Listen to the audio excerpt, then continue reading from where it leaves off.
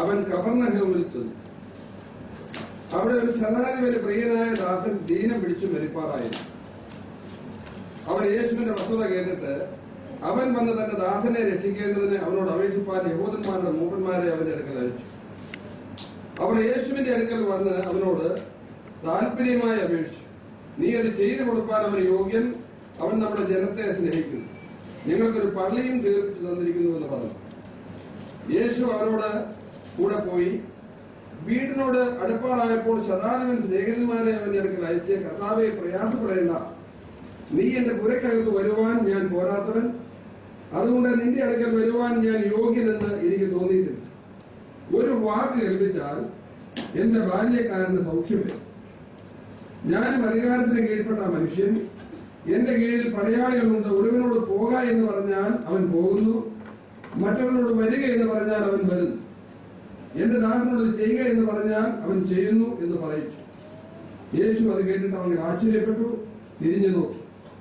അനുഗമിക്കുന്ന കൂട്ടത്തോട്, ഇസ്രായേലിൽ കൂടി ഇങ്ങനെയുള്ള വിശ്വാസം ഞാൻ കണ്ടിട്ടില്ല എന്ന് നിങ്ങളോട് പറയുന്നു എന്ന് പറഞ്ഞു. ശതാധിപൻ പറഞ്ഞ് അയച്ചിരുന്നവർ വീട്ടിൽ മടങ്ങി വന്നപ്പോൾ ദാസനെ സൗഖ്യത്തോടെ കണ്ടു. ഞങ്ങളുടെ കർത്താവേ, അവിടുത്തെ തിരുനാമത്തിൽ നിന്റെ സന്നിധിയിൽ ഈ വചനം പഠിക്കുവാൻ ഞങ്ങൾ കൂടി വന്നിരിക്കുകയാണ്. കർത്താവ് ഈ വചനത്തിൽ ഞങ്ങളോട് എന്ത് സംസാരിക്കുവാൻ ആഗ്രഹിക്കുന്നുവോ അവിടുത്തെ ഹൃദയത്തിന്റെ താല്പര്യം മുഴുവനായി ഞങ്ങളോട് സംസാരിക്കണം. അതിൽ കൂടുതലോ കുറയോ സംസാരിക്കുവാൻ അവിടുന്ന് അനുവദിക്കുന്നു. അവിടുത്തെ പൊന്നനാമം ഞങ്ങളുടെ ഈ എളിയ കേൾവിയുണ്ട് മഹത്വമെടുക്കേണ്ടതിന് കാരണമാക്കണമേ. അവിടുന്ന് ഞങ്ങളോട് കൂടെ ഇരുന്ന് ഹൃദയങ്ങൾ ഇടപെട്ടു. കർത്താവെ, എളിയവരായി ഞങ്ങളെ സഹായിക്കണം. ഞങ്ങളുടെ സകല മഹത്വവും തിരുമേനിയുടെ തൃപ്പാദപീഠത്തിൽ അർപ്പിക്കുന്നു, ക്രിസ്തുയേശുവിൻ നാമത്തിൽ തന്നെ.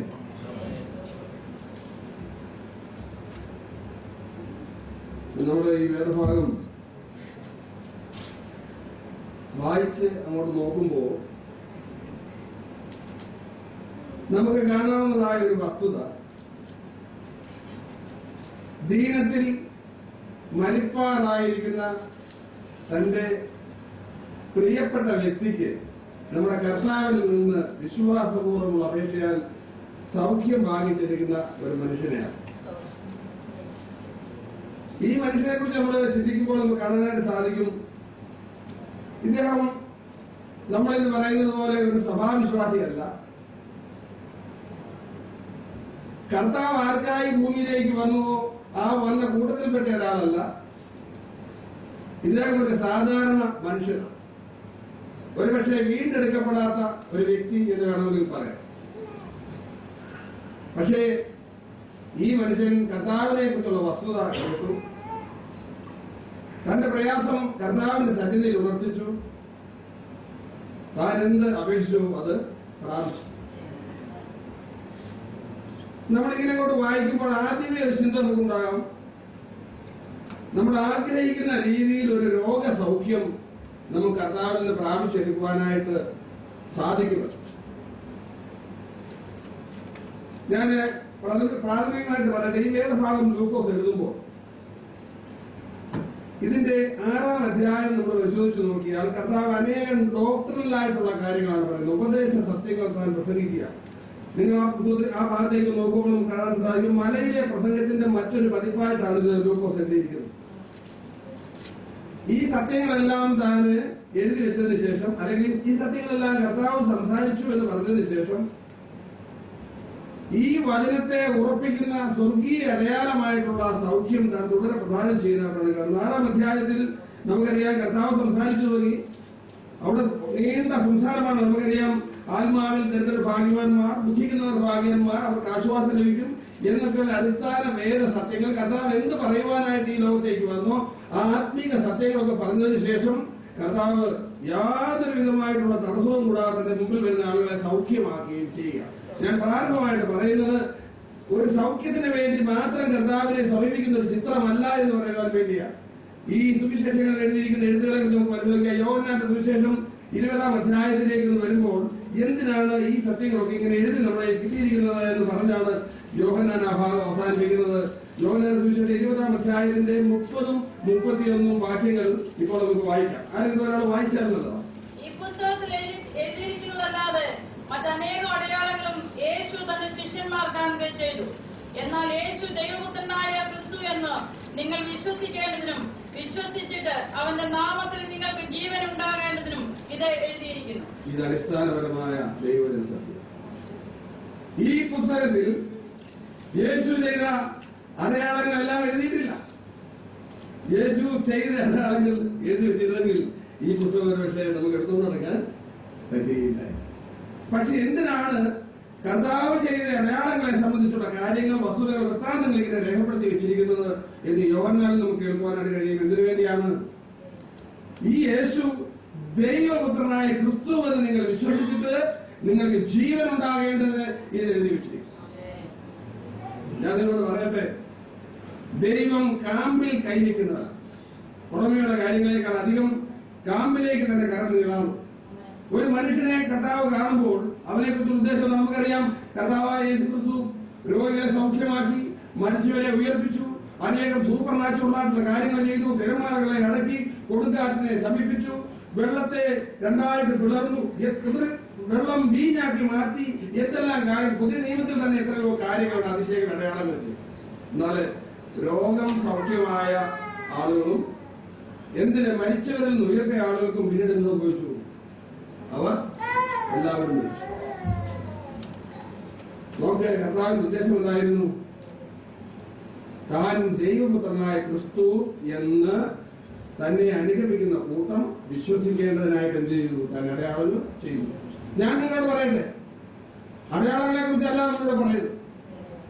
നിങ്ങൾക്ക് ആവശ്യമുണ്ടെങ്കിൽ നിങ്ങളുടെ കർത്താവിന് മുമ്പിൽ ശുദ്ധഹൃദയത്തോടെ പോയിരുന്ന് അപേക്ഷിച്ചാൽ അപേക്ഷ കേൾക്കുന്നു എന്ന് നാം അറിയും. സൗഖ്യമാകട്ടെ, എന്തുമാകട്ടെ, കർത്താവ് വിടുവിക്കുവാൻ മതിയാകട്ടെ. അവരുടെ കരം ഇന്നും കുറുകിപ്പോയിട്ട് നമ്മുടെ പ്രാർത്ഥന കേൾക്കാതിരിപ്പാണ്ട് കൊണ്ട് കാത് മന്ദിഭവിക്കും. പ്രാർത്ഥനയ്ക്ക് ഉത്തരമായി നമ്മുടെ ആവശ്യം സ്വർഗത്തിൽ നിന്ന് പൊടിച്ചു തരുന്നവനാണ് നമ്മുടെ കർത്താവ്. യാതൊരു സംശയവും ഐശ്വര്യമായി നമ്മെ അനുഗ്രഹിക്കുവാനായിട്ട് മതിയാവനാണ് നമ്മുടെ കർത്താവ്. ഇവിടെ ശ്രദ്ധേയമായിട്ടുള്ള കാര്യം, ഇവിടെ ഈ ശതാധിപന്റെ ഭാഗത്തേക്ക് നമ്മൾ വീണ്ടും മടങ്ങി വരികയാണ്. 7-ാം അധ്യായത്തിലേക്ക് വരുമ്പോൾ ഞാൻ ഇത്രയും കാര്യങ്ങൾ നമ്മളോട് പറഞ്ഞു. ഇവിടെ കർത്താവിന്റെ അടയാളങ്ങളും കർത്താവിന്റെ അത്ഭുതങ്ങളും നമ്മളെ ഓരോ ദിവസവും അടയാളവും അത്ഭുതവും കാണിച്ച് നടത്തി ഇങ്ങനെ സന്തോഷിപ്പിക്കുക എന്നുള്ള ഉദ്ദേശത്തിനല്ല. അടിസ്ഥാനപരമായി യേശു താൻ ജീവനുള്ള ദൈവത്തിന്റെ പുത്രനായ ക്രിസ്തു എന്ന് മനസ്സിലാക്കി വിശ്വസിച്ചിട്ട് ആത്മരക്ഷയും നിത്യജീവനും പ്രാപിക്കണമെന്നുള്ളതാണ് അടിസ്ഥാനപരമായത്. അത് പ്രാപിച്ചതിന് ശേഷം ഞാൻ നിങ്ങളോട് ചോദിക്കട്ടെ, അപ്പനും മക്കളും ഒക്കെ തമ്മിൽ ചില ഇടപാടുകളൊക്കെ ഉണ്ട്. അതിന് അയൽവക്കക്കാർക്കല്ല മനസ്സിലാകുന്നുണ്ട്. അപ്പനും മക്കളും തമ്മിൽ ചില ഇടപാടുകളൊക്കെ ഉണ്ട്. എന്റെ അപ്പൻ ആരാണെന്ന് എനിക്കറിയാം. എന്റെ അപ്പൻ എന്നെ എത്ര സ്നേഹിക്കുന്നു എനിക്കറിയാം. എന്റെ ആവശ്യത്തെ കുറിച്ചുള്ള എന്റെ പിതാവിന്റെ കൺസേൺ എന്താണെന്ന് എനിക്കറിയാം. എന്റെ പിതാവ് എന്റെ ആവശ്യത്തിന് മതിയാകും ആയതുകൊണ്ടാണ് ഞാൻ ഈ നിലനിൽക്കുന്നത്. ഇവിടെ അടയാളങ്ങള് അത്ഭുതങ്ങളെക്കാൾ എത്രയോ അധികമായി ഈ വചനത്തിന്റെ അഗാധത്വം നമ്മുടെ ഹൃദയത്തിൽ നിറച്ചിരിക്കുക. ഈ വചനങ്ങൾ സാക്ഷാൽ ജീവന്റെ വചനങ്ങളാണെന്ന് തിരിച്ചറിഞ്ഞവരാണ്.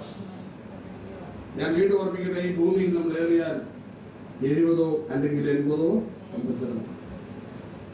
എന്നാൽ നമുക്കിവിടെ ലഭിക്കുന്ന ഒരു ജീവകാലത്ത് ഈ ആത്മകർത്താവുമായുള്ള ആത്മബന്ധം കൂട്ടി ഉറപ്പിച്ചുകൊണ്ട് തന്റെ മഹത്വത്തിന്റെ ശ്രേഷ്ഠമായ ശുശ്രൂഷ ചെയ്തുകൊണ്ട് നമ്മുടെ ജീവിതം തൃക്കരങ്ങളിൽ ഏൽപ്പിക്കപ്പെടണമെന്നുള്ളതാണ് നമ്മുടെ ജീവിതം. അതിനാവശ്യമായതൊക്കെ അപ്പോസ്തലന്മാരുടെ 2-ാം ലേഖനത്തിൽ പറയുന്നു, ജീവനും ഭക്തിക്കും വേണ്ടിയതൊക്കെയും അവൻ നമുക്ക് പ്രദാനം ചെയ്തിരിക്കുന്നുവല്ലോ. അത് ഈ വചനത്തിലൂടെയാണ്. ഈ ജീവിപ്പിക്കുന്ന, സൗഖ്യമാക്കുന്ന, ആശ്വാസം തരുന്ന, നമ്മെ നാമാക്കി മാറ്റുന്ന ഈ വചനത്തിനായി നമുക്ക് കാതോർക്കാം. ഇത് മുൻകൂട്ടി വെച്ചുകൊണ്ട് വേണം ഈ ഭാഗത്തേക്ക് വരുവാനായിട്ട്. ഞാനിവിടെ ഈ ഒരു 10 വാക്യങ്ങൾ കാണുന്നത് ഇങ്ങനെ കർത്താവിനെ ആക്ഷേപപ്പെടുത്തുന്ന അല്ലെങ്കിൽ സൗഖ്യം പ്രദാനം ചെയ്യുന്ന വിശ്വാസത്തിന്റെ 4 ലക്ഷണങ്ങൾ ഈ വേദഭാഗത്തും പുറത്തേക്ക് ചെയ്യുവാനായിട്ടാണ് ഇതാണ്. നിങ്ങൾക്ക് ഇത് പ്രാപിച്ചെടുക്കാനായിട്ട് സാധിക്കും. നിങ്ങൾക്ക് ഈ വിശ്വാസത്തിന്റെ ഓഹരിക്കാരാകുവാനായിട്ട് സാധിക്കും.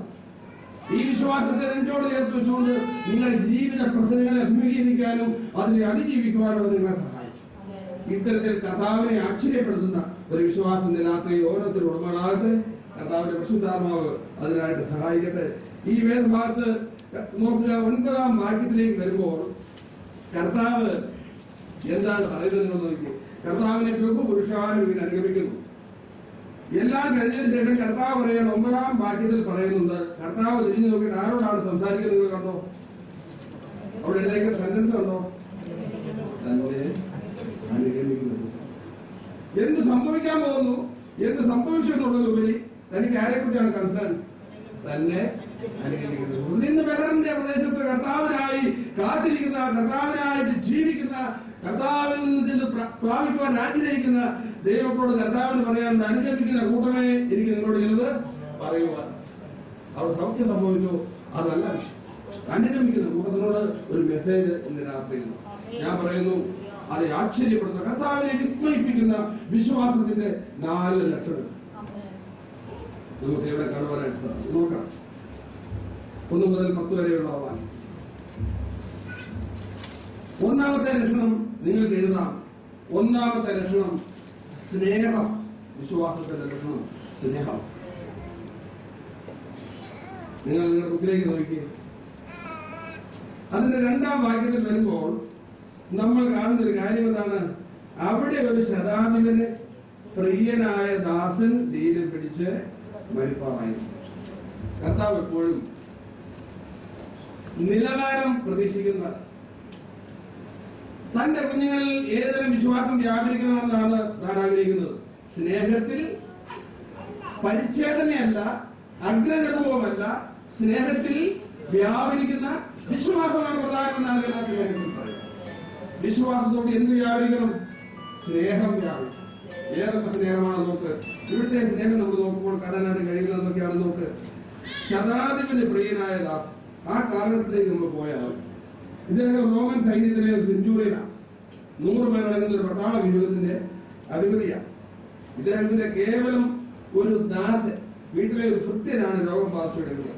നിങ്ങൾ നോക്കുക, ഈ സംഭവം മുഴുവൻ ഈ 8 വാക്യം വരെ ഉള്ള കാര്യങ്ങൾ വെച്ച് നോക്കിയാൽ ആ മനുഷ്യന്റെ ഹൃദയം സ്നേഹത്താൽ നിയന്ത്രിക്കപ്പെട്ട ഒരു ഹൃദയമായിരുന്നു എന്ന് ലളിതമായിട്ട്. കർത്താവിനെ ആശ്ചര്യപ്പെടുത്തുന്ന കാര്യം എന്താണ്? വേദപുസ്തകത്തെ 2 അക്ഷരത്തിൽ നമുക്ക് ഓർമ്മയില്ല. എന്താണ് 2 അക്ഷരം? സ്നേഹം. താപാസ് ഞാൻ സംസാരിക്കുമ്പോൾ താപാസ് പറയും, സ്നേഹം എല്ലാറ്റിനും ഉപരി എന്താ? അവൻ എന്റെ മേൽ പിടിച്ച പൊടി എന്തായിരുന്നു?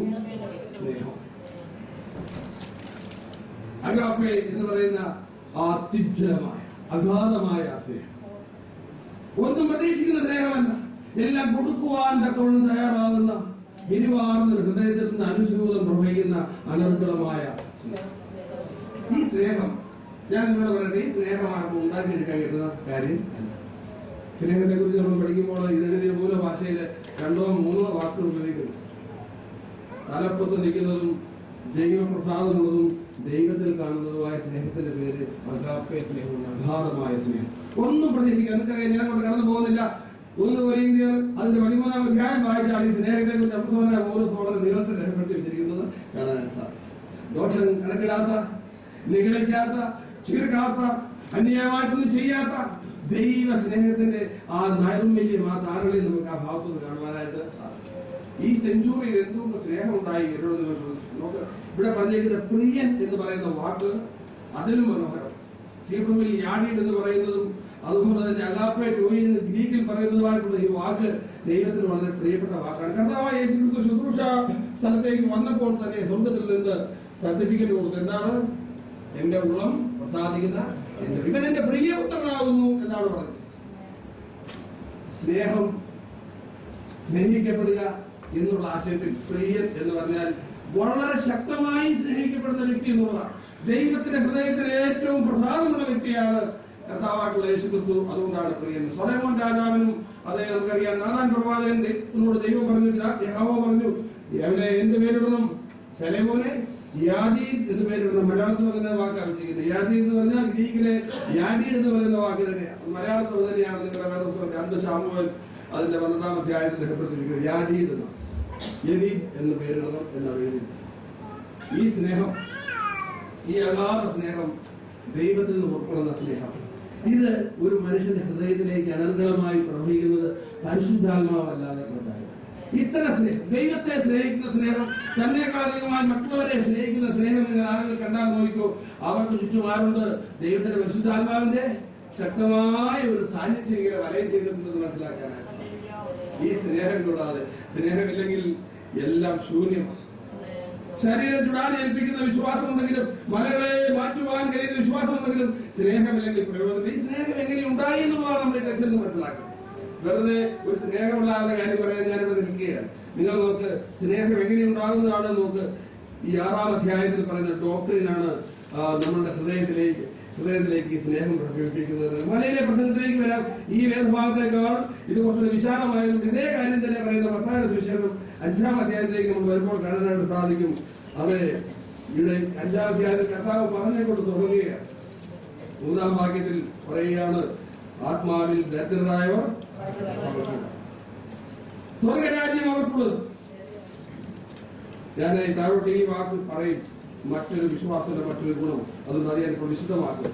താഴെ പറയുകയാണ്, ദുഃഖിക്കുക, സൗമ്യതയുള്ളവരായിരിക്കും. എന്താണ് ദുഃഖിക്കുക എന്നുള്ളത്? ചുറ്റുപാട് നടക്കുന്ന കാര്യങ്ങൾ കാണുമ്പോഴും, പ്രതിയോഗി ആക്രമിക്കുമ്പോഴും, മുഖത്തടിക്കുമ്പോഴും ഹൃദയത്തിൽ ഒരു ശോകഛവി എന്നുള്ളതല്ലാതെ പ്രതികാര ചിന്തയില്ലാത്തതിലുള്ള ദുഃഖം. എല്ലാത്തിനേക്കാൾ ഉപരി ദൈവത്തോട് എന്റെ ഹൃദയത്തിൽ ഞാൻ സൂക്ഷിക്കുന്ന സ്നേഹമില്ലായ്മയിലുള്ള ദുഃഖം. അവിടേക്ക് വീണ്ടും സ്നേഹം പറയുക.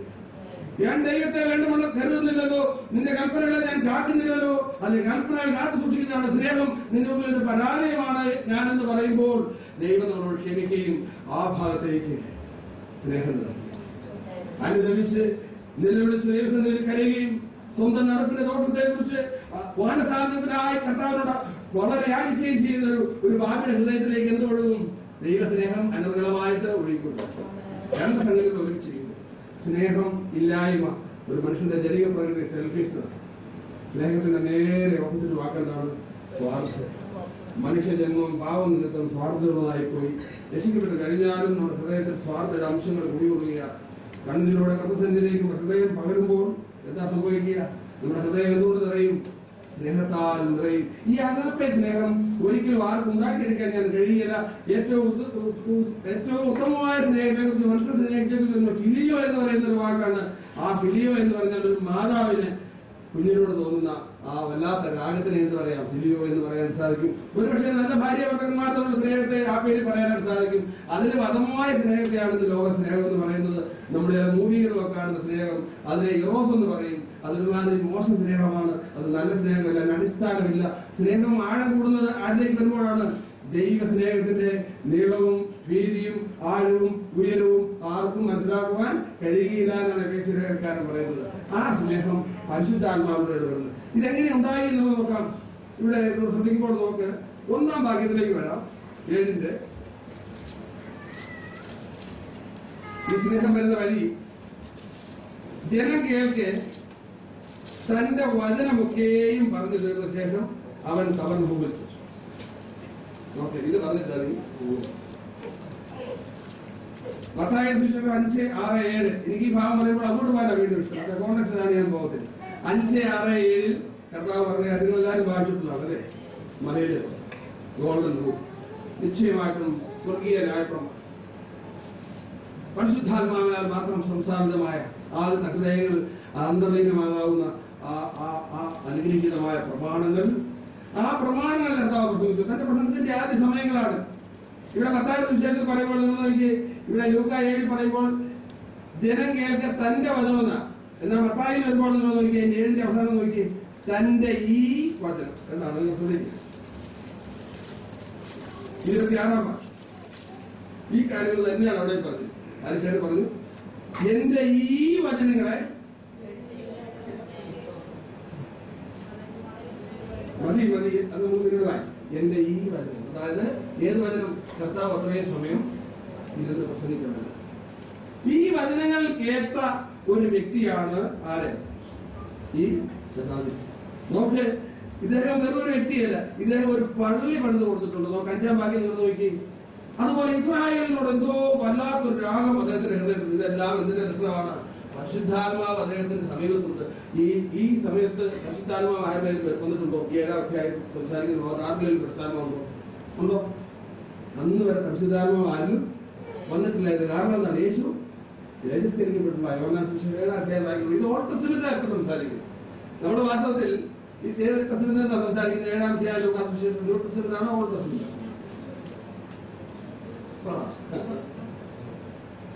ഏത് ടെസ്റ്റ്മെന്റ് ആണ്? ഏത് നിയമത്തിന് കീഴിലാണ് ആളുകൾ?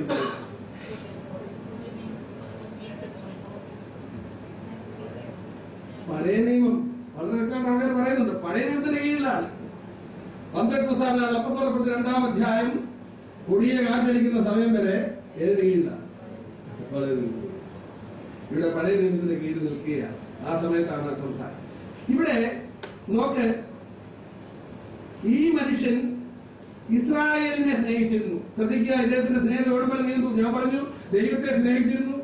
ഒരു അനർഗളമായ സ്നേഹധാരി അദ്ദേഹത്തിന്റെ ഹൃദയത്തിൽ ഉൾപ്പെടുന്നുണ്ടായിരുന്നു.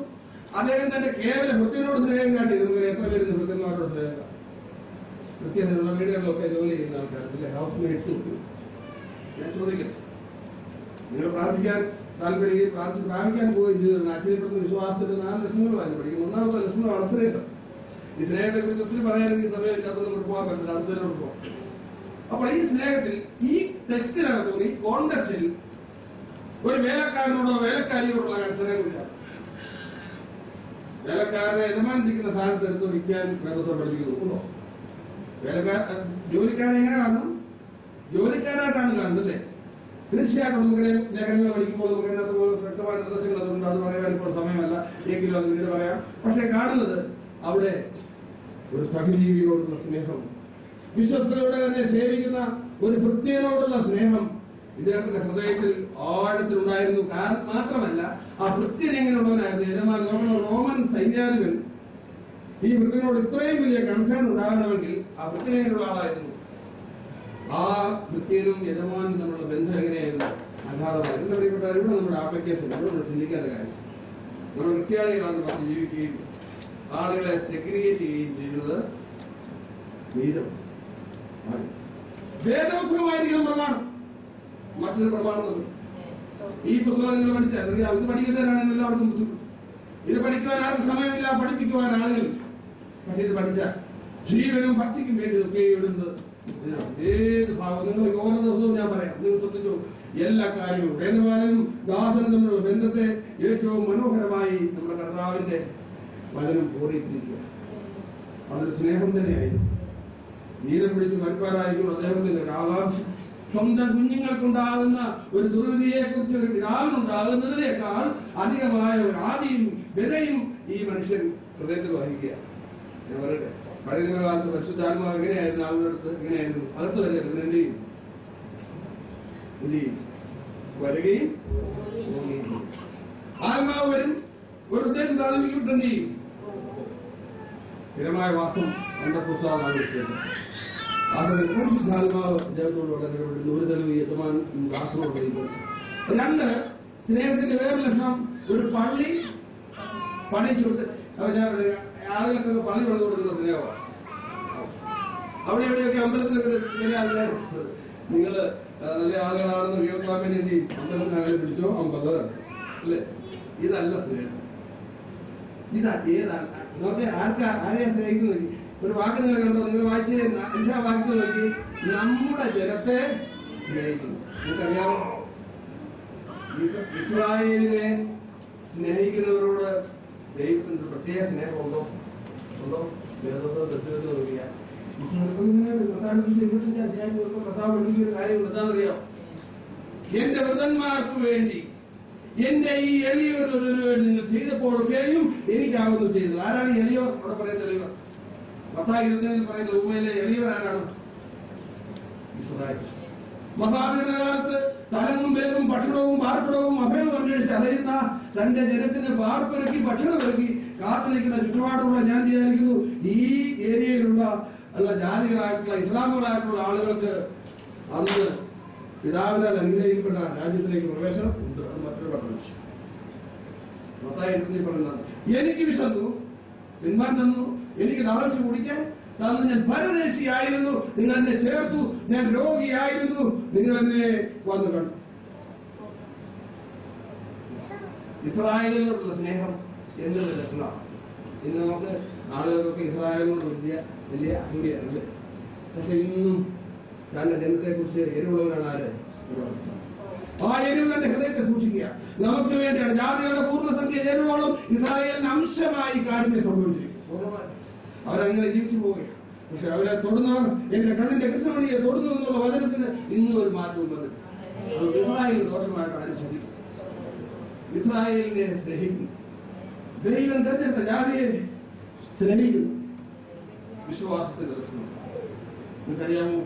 അത് അടിസ്ഥാനം ഏറ്റവും വിസ്മയിപ്പിക്കുന്ന വിശ്വാസം. ദൈവജനം നിന്റെ റോമാലേഖനത്തിലുള്ള വരുമ്പോൾ നിങ്ങൾ 9, 10, 11 3 അധ്യായങ്ങൾ ഇതിനുവേണ്ടി മാറ്റി വെച്ചിരിക്കുക. ഇസ്രായേലിന് വേണ്ടി ഞാൻ ശാപഗ്രസ്തനായി നരകത്തിൽ പോകാൻ ആഗ്രഹിക്കുന്നു പറഞ്ഞ മനുഷ്യനാണ് പൗലോസ് പറഞ്ഞു. ഞാൻ നരകത്തിൽ പോയിക്കോളാം, എന്റെ സ്വജാതിക്ക് വേണ്ടിയുള്ള എരിവ് അത്രയാണെന്നുള്ളത്. ഈ ശതാധിപന്റെ വിശ്വാസം ഇത്ര തീക്ഷ്ണമാവാൻ കാരണം ദൈവത്തിന്റെ വചനത്തിൽ കടുകിട വ്യത്യാസമില്ലാതുള്ള ആശ്രയം. ഇതെങ്ങനെയാണ് ഇസ്രായേലിനെ സ്നേഹിക്കാൻ കാര്യം? എന്താണ് കാര്യം? ഇസ്രായേലിനെ സംബന്ധിച്ചുള്ള ദൈവത്തിന്റെ കാര്യപരിപാടി നമുക്ക് രാഹാബ് എന്ന് പറയുന്ന വേശ്യാസ്നേഹം നമുക്കറിയാം.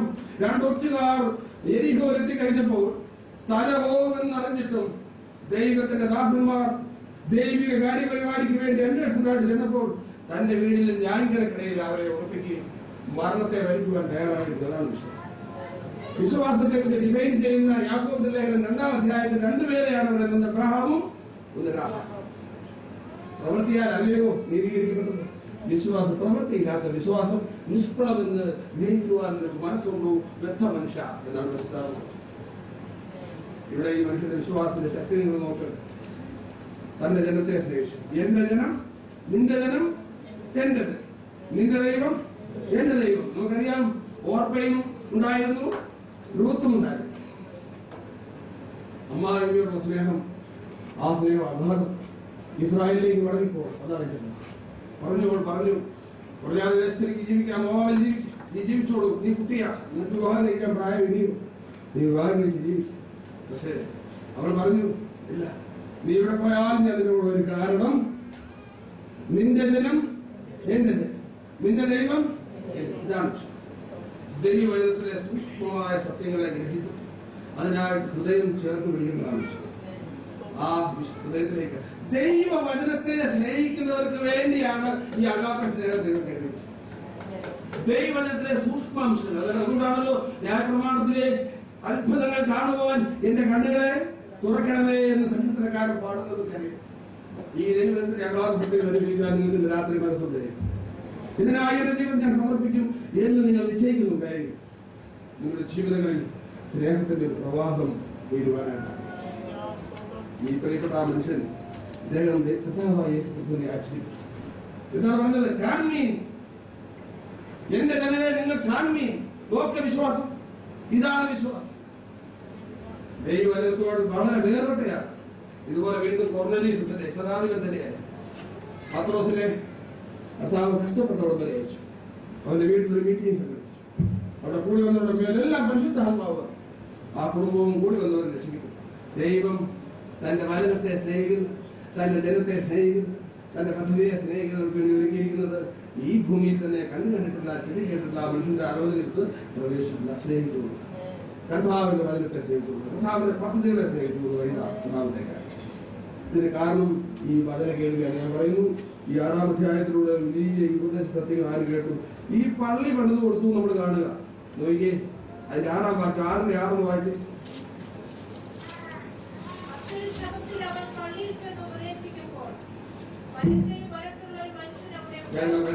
പള്ളിയിൽ മാത്രം എന്താണ് കണ്ടോ? എവിടെയാണ് ദൈവത്തിന്റെ പ്രഘോഷണം നടന്ന സ്ഥലം? സോറി, 6-ന്റെ 6-ാം വാക്യത്തിൽ കണ്ടോ? എവിടെയാണ് താൻ പ്രസംഗം? ഈ മഹാ ഉപദേശങ്ങൾ, ഈ വചനങ്ങൾ എവിടെയാണ് പ്രസ്താവിക്കപ്പെടുന്നത്? അന്നത്തെ കാലത്ത് പ്രസംഗങ്ങൾ ഇറങ്ങുമ്പോൾ പൗലോസ് പോലും പ്രസംഗിക്കുന്നത് എവിടെയായിരുന്നു? സിനഗോഗിൽ, യഹൂദ സിനഗോഗിലായിരുന്നു കൂടുതൽ സമയം. എവിടെയാണ് ആളുകൾ കൂടി അവിടെ പ്രസംഗം. ഇവിടെ നോക്ക്, ഈ പള്ളിയിൽ പ്രസംഗിക്കുമ്പോൾ ഈ പള്ളി പണിത് കൊടുത്ത ആളോട് കാണാതിരിക്കും. ഈ ശതാധിപൻ ദൈവത്തിന്റെ വചനം കേട്ടു. വിശ്വാസം കേൾവിയാലും കേൾവി ക്രിസ്തുവിന്റെ വചനത്താലും വരുന്ന പ്രവാചകനും 10-ാം അധ്യായത്തിൽ 17-ാം വാക്യമാണ് പറയുന്നത്. ഒന്നാമത്തെ ക്വാളിറ്റി, കർത്താവിനെ ആശ്ചര്യപ്പെടുത്തുന്ന, സൗഖ്യം പ്രദാനം ചെയ്ത് പ്രവർത്തിക്കുന്ന വിശ്വാസത്തിന്റെ ഒന്നാമത്തെ ലക്ഷണം എന്താണ്? സ്നേഹം. ഞാൻ സ്നേഹത്തിലല്ല ആരംഭിക്കുന്നത്, വേദപുസ്തകത്തിൽ ആരംഭിക്കുന്നത് സ്നേഹം. ഒന്നാമത്തെ ക്രിസ്ത്യൻ രുചി എന്താണ്? സ്നേഹം. ഞാൻ പറഞ്ഞു, അവൻ നമ്മുടെ മേൽ പിടിച്ച പൊടിയും സ്നേഹം. ദൈവത്തെ സ്നേഹിക്കുക, സഹജീവിയെ സ്നേഹിക്കുക, ബൈബിൾ സ്നേഹം. അതാണ് വിശ്വാസത്തിന്റെ ആശ്ചര്യപ്പെടുത്തുന്ന, അത്ഭുതമടങ്ങുന്ന, പ്രാർത്ഥനകൾ കേൾക്കുമാറാക്കുന്ന വിശ്വാസത്തിന്റെ ഒന്നാമത്തെ ലക്ഷണം സ്നേഹമാണ്. മാത്രമല്ല, രണ്ടാമത്തെ ലക്ഷണത്തിലേക്ക് നമുക്ക് പോകാം. രണ്ടാമത്തെ ലക്ഷണം ഔദാര്യ മനസ്സാണ്. ഉദാരതയാണ്. ഉദാരതയല്ല. നിങ്ങൾ വ്യത്യാസം മനസ്സിലായോ? ഉദാരതയാണ്. പല ആർക്കും എന്താണുള്ളത്? ഉദാരതയല്ല. പിന്നെ എന്താണ്? ഉദരത. നമുക്ക് മനസ്സിലായ വാക്ക് എന്താണ്? ഉദരം എന്താണ്? മധ്യപ്രദേശ്. അത് വിശ്വാസത്തിന്റെ ലക്ഷണമല്ല. എന്ത് ലക്ഷണമാണ്? അവിശ്വാസം. എന്റെ വയറെങ്ങനെയൊക്കെ നടക്കണം, ഇതിനു വേണ്ടിയുള്ള വിശ്വാസം എന്നല്ല. അത് ലക്ഷണമല്ല, അത് വേറെ ചില ലക്ഷണങ്ങൾ. അപ്പോൾ ഉദാരതയാണ് രണ്ടാമത്തെ ലക്ഷണം എന്ന് പറയാൻ ഞാൻ ആഗ്രഹിക്കുന്നു. ഞാൻ ആ കാര്യവും പറഞ്ഞു പോയത് എനിക്ക് കൂടുതൽ പറയേണ്ട ആവശ്യമില്ല. എന്താണ് തന്നെ ഉദാരത? ആരോടൊക്കെ തന്നെ ഉദാരത കാട്ടി? സ്നേഹത്തിന്റെ റിഫ്ലക്ഷനാണ് എന്ത്? ഉദാരത, ഔദാര്യം. ആരാണ് ഏറ്റവും ഉദാരത പറയുന്നത്? ഏറ്റവും ഔദാര്യം കാണിക്കുന്നവരാരാ? നമ്മുടെ കർത്താവ്. കർത്താവ് ഉദാരവതി ആയതുകൊണ്ടാണ് നാം ഇങ്ങനെയൊക്കെ നടന്നു പോകുന്നത്. അതെ, രണ്ടാമത്തെ ലക്ഷണം ഉദാരതയാണ്. ആ കാര്യം നോക്കി ഈ ശതാബ്ദത്തിലുള്ള കൺസേൺ നമുക്കത് കാണാനായിട്ട് സാധിക്കും. അതുപോലെ തന്നെ നമുക്ക് ഇതിന്റെ ജനത്തെ സ്നേഹിച്ചു, തന്റെ ദാസനെ സ്നേഹിച്ചു. മാത്രമല്ല ഉദാരത കാട്ടി എന്താണ്? ദൈവജനത്തിന് ആവശ്യമായ സഹായ സഹകരണങ്ങൾ ചെയ്തു കൊടുത്തു. അതാണ് ഉദാരത. ഞാൻ നിങ്ങളോട് പറഞ്ഞു കരുതാണ്. ഇസ്രായേലിന് വേണ്ടി കരുതി. കാരണം അവർക്കൊരു സിനഗോഗ് പണിച്ചു കൊടുത്തു. നിങ്ങൾക്കറിയാമോ? ഈ ആൾ ദൈവത്തിന്റെ ജനത്തോട് നിങ്ങൾക്ക് ഭയങ്കര ഒരു സ്നേഹവും കരുതലുമായിരുന്നു. ഇദ്ദേഹത്തിന്റെ ആവശ്യം ആരെയാ പറഞ്ഞത്? കർത്താവിന്റെ അടുത്തോട്ട്. നിങ്ങൾ നോക്ക്, 3-ാം വാക്യം നിങ്ങൾ വായിച്ച്. യേശു അവരോട്, ദാവീദ് തനിക്കും കൂടെയുള്ളവർക്കും വിശന്നപ്പോൾ ചെയ്തതെന്ത്? അല്ല, ഞാൻ പറഞ്ഞത് ഏതിന്റെ? വസ്തുത കേട്ടിട്ട് അവൻ വന്നു തന്റെ ദാസനെ രക്ഷിക്കേണ്ടതിന് അവനോട് അപേക്ഷിക്കാൻ യഹൂദന്മാരുടെ മൂപ്പന്മാരെ അവന്റെ അടുക്കൽ അയച്ചു. നിങ്ങൾ നോക്കിയേ, ഈ മനുഷ്യൻ എത്ര സ്വാധീനമാണ്. യഹൂദന്മാരുടെ മൂപ്പന്മാരെന്ന് പറഞ്ഞാൽ ഉദ്ദേശിക്കുന്ന ആളുകളൊന്നുമല്ല, അല്ലേ? യഹൂദ ജാതികളിലെ ഏറ്റവും ഉന്നതന്മാരായ ആളുകളാരാണ്? ശ്രേഷ്ഠന്മാരാരാണ്? അവരുടെ മൂപ്പന്മാർ. ഒരു മൂപ്പനെയല്ല, ഈ മൂപ്പന്മാരുമായിട്ടൊക്കെ നല്ല ബന്ധമാർക്കുണ്ടായിരുന്നു. ഈ മനുഷ്യനുണ്ടായിരുന്നു എന്ന് മനസ്സിലാക്കി. തനിക്കൊരു പേഴ്സണൽ ആവശ്യം. ഞാൻ ചോദിക്കട്ടെ, നമ്മുടെ വീട്ടിലെ വേല ചെയ്യുന്ന, വീട്ടുപണി ചെയ്യുന്ന, അല്ലെങ്കിൽ വീട്ടിൽ ജോലി ചെയ്യുന്ന ഒരാൾക്ക് വേണ്ടി പോകാൻ ഇവിടുത്തെ ഒരു വലിയ ഉന്നതമായ വിദ്യാഭ്യാസം എന്ന് പറഞ്ഞാൽ പോകണമെങ്കിൽ ആ ഉദ്യോഗസ്ഥനും അയാളത്തിനുള്ള ബന്ധം എങ്ങനെയാണ്? അത്ര അഗാധമായ റിലേഷൻ സൂക്ഷിക്കുന്ന ആളാണ് ആര്? അതെന്തായിരിക്കും? പള്ളിയൊക്കെ തെളിയിച്ചു കൊടുത്തു. വളരെ ഔദാര്യമുള്ള ഒരു മനസ്സാണ്. ആരെയും സഹായിക്കും. നല്ല കാര്യങ്ങൾക്ക് വേണ്ടി ഒട്ടും പുറകോട്ട് മാറുന്ന ഒരു പ്രകൃതി. പ്രത്യേകിച്ച് ലൈംഗിക വിഷയങ്ങളിൽ വളരെയധികം കണിശമത ലഭിക്കും. അതുകൊണ്ടാണ് ഈ ആളുകൾ പറഞ്ഞപ്പോൾ എന്ത് ചെയ്തത്? പോകുവാൻ വലിയ വലിയ ആളുകളാണ്, നിസ്സാരമായി വിടാവുന്ന ആളുകളൊന്നും. തന്നെ ഔദാര്യ മനസ്സ്. ഞാൻ നിശ്ചയമായിട്ടുള്ള ദൈവത്തിന്റെ അവതാരത്തെ കുറിച്ചാണ് മുമ്പ് പ്രസംഗിച്ചത്. മത്തായി സുവിശേഷം 5-ാം അധ്യായത്തിൽ എഴുതിയിരിക്കുന്നതിന്റെ അവസാന ഭാഗത്ത് നോക്കി മത്തായിൽ ഇതേ കാര്യം തന്നെ കാണാൻ സാധിക്കും. അതിൽ പറഞ്ഞിരിക്കുന്നത് ദൈവത്തിന്റെ സ്വഭാവത്തെ കുറിച്ച് പറയുമ്പോൾ എന്താണ് പറഞ്ഞിരിക്കുന്നത്? അവൻ തന്റെ സൂര്യനെ ആരുടെ മേലും ഉദിപ്പിക്കുന്നു? നീതിമാന്മാരുടെ മേലും പിന്നെ അതെ അതെ. അതിന് 45-ാം വാക്യം 5-ാം അധ്യായത്തിലെ മലയിലെ പ്രസംഗത്തിൽ പറയുകയാണ്. അവൻ ഔദാര്യമായി ഞാൻ പറയുന്നത് എന്തായിരുന്നു? സ്വർഗസ്ഥനായ നിങ്ങളുടെ പിതാവിന് പുത്രന്മാരായി തീരേണ്ടതിന് തന്നെ എന്ന് പറഞ്ഞിട്ട് എന്താണ് പറയുന്നത്? അവൻ ദുഷ്ടന്മാരുടെ മേലും നല്ലവരുടെ മേലും തന്റെ സൂര്യനെ ഉദിപ്പിക്കുകയും നീതിമാന്മാരുടെ മേലും നീതികെട്ടവരുടെ മേലും മഴ പെയ്യുകയും ചെയ്യുന്നുവല്ലോ. നിങ്ങളെ സ്നേഹിക്കുന്നവരെ സ്നേഹിച്ചാൽ നിങ്ങൾക്ക് എന്ന് പറയുന്ന ചുങ്കക്കാരും ഒന്ന് തന്നെ ചെയ്യുന്നു. പ്രിയപ്പെട്ടവരെ, ഔദാര്യം വലിയൊരു ആത്മാവിന്റെ നടത്തിയിട്ടുണ്ടാകുന്നു. ദൈവത്തിന്റെ സ്വഭാവമാണ്. നാം ദൈവത്തിന് എന്തെങ്കിലും ചെയ്തത് നമുക്ക് തിരികെ ചെയ്യുന്നവരാണല്ല ദൈവം.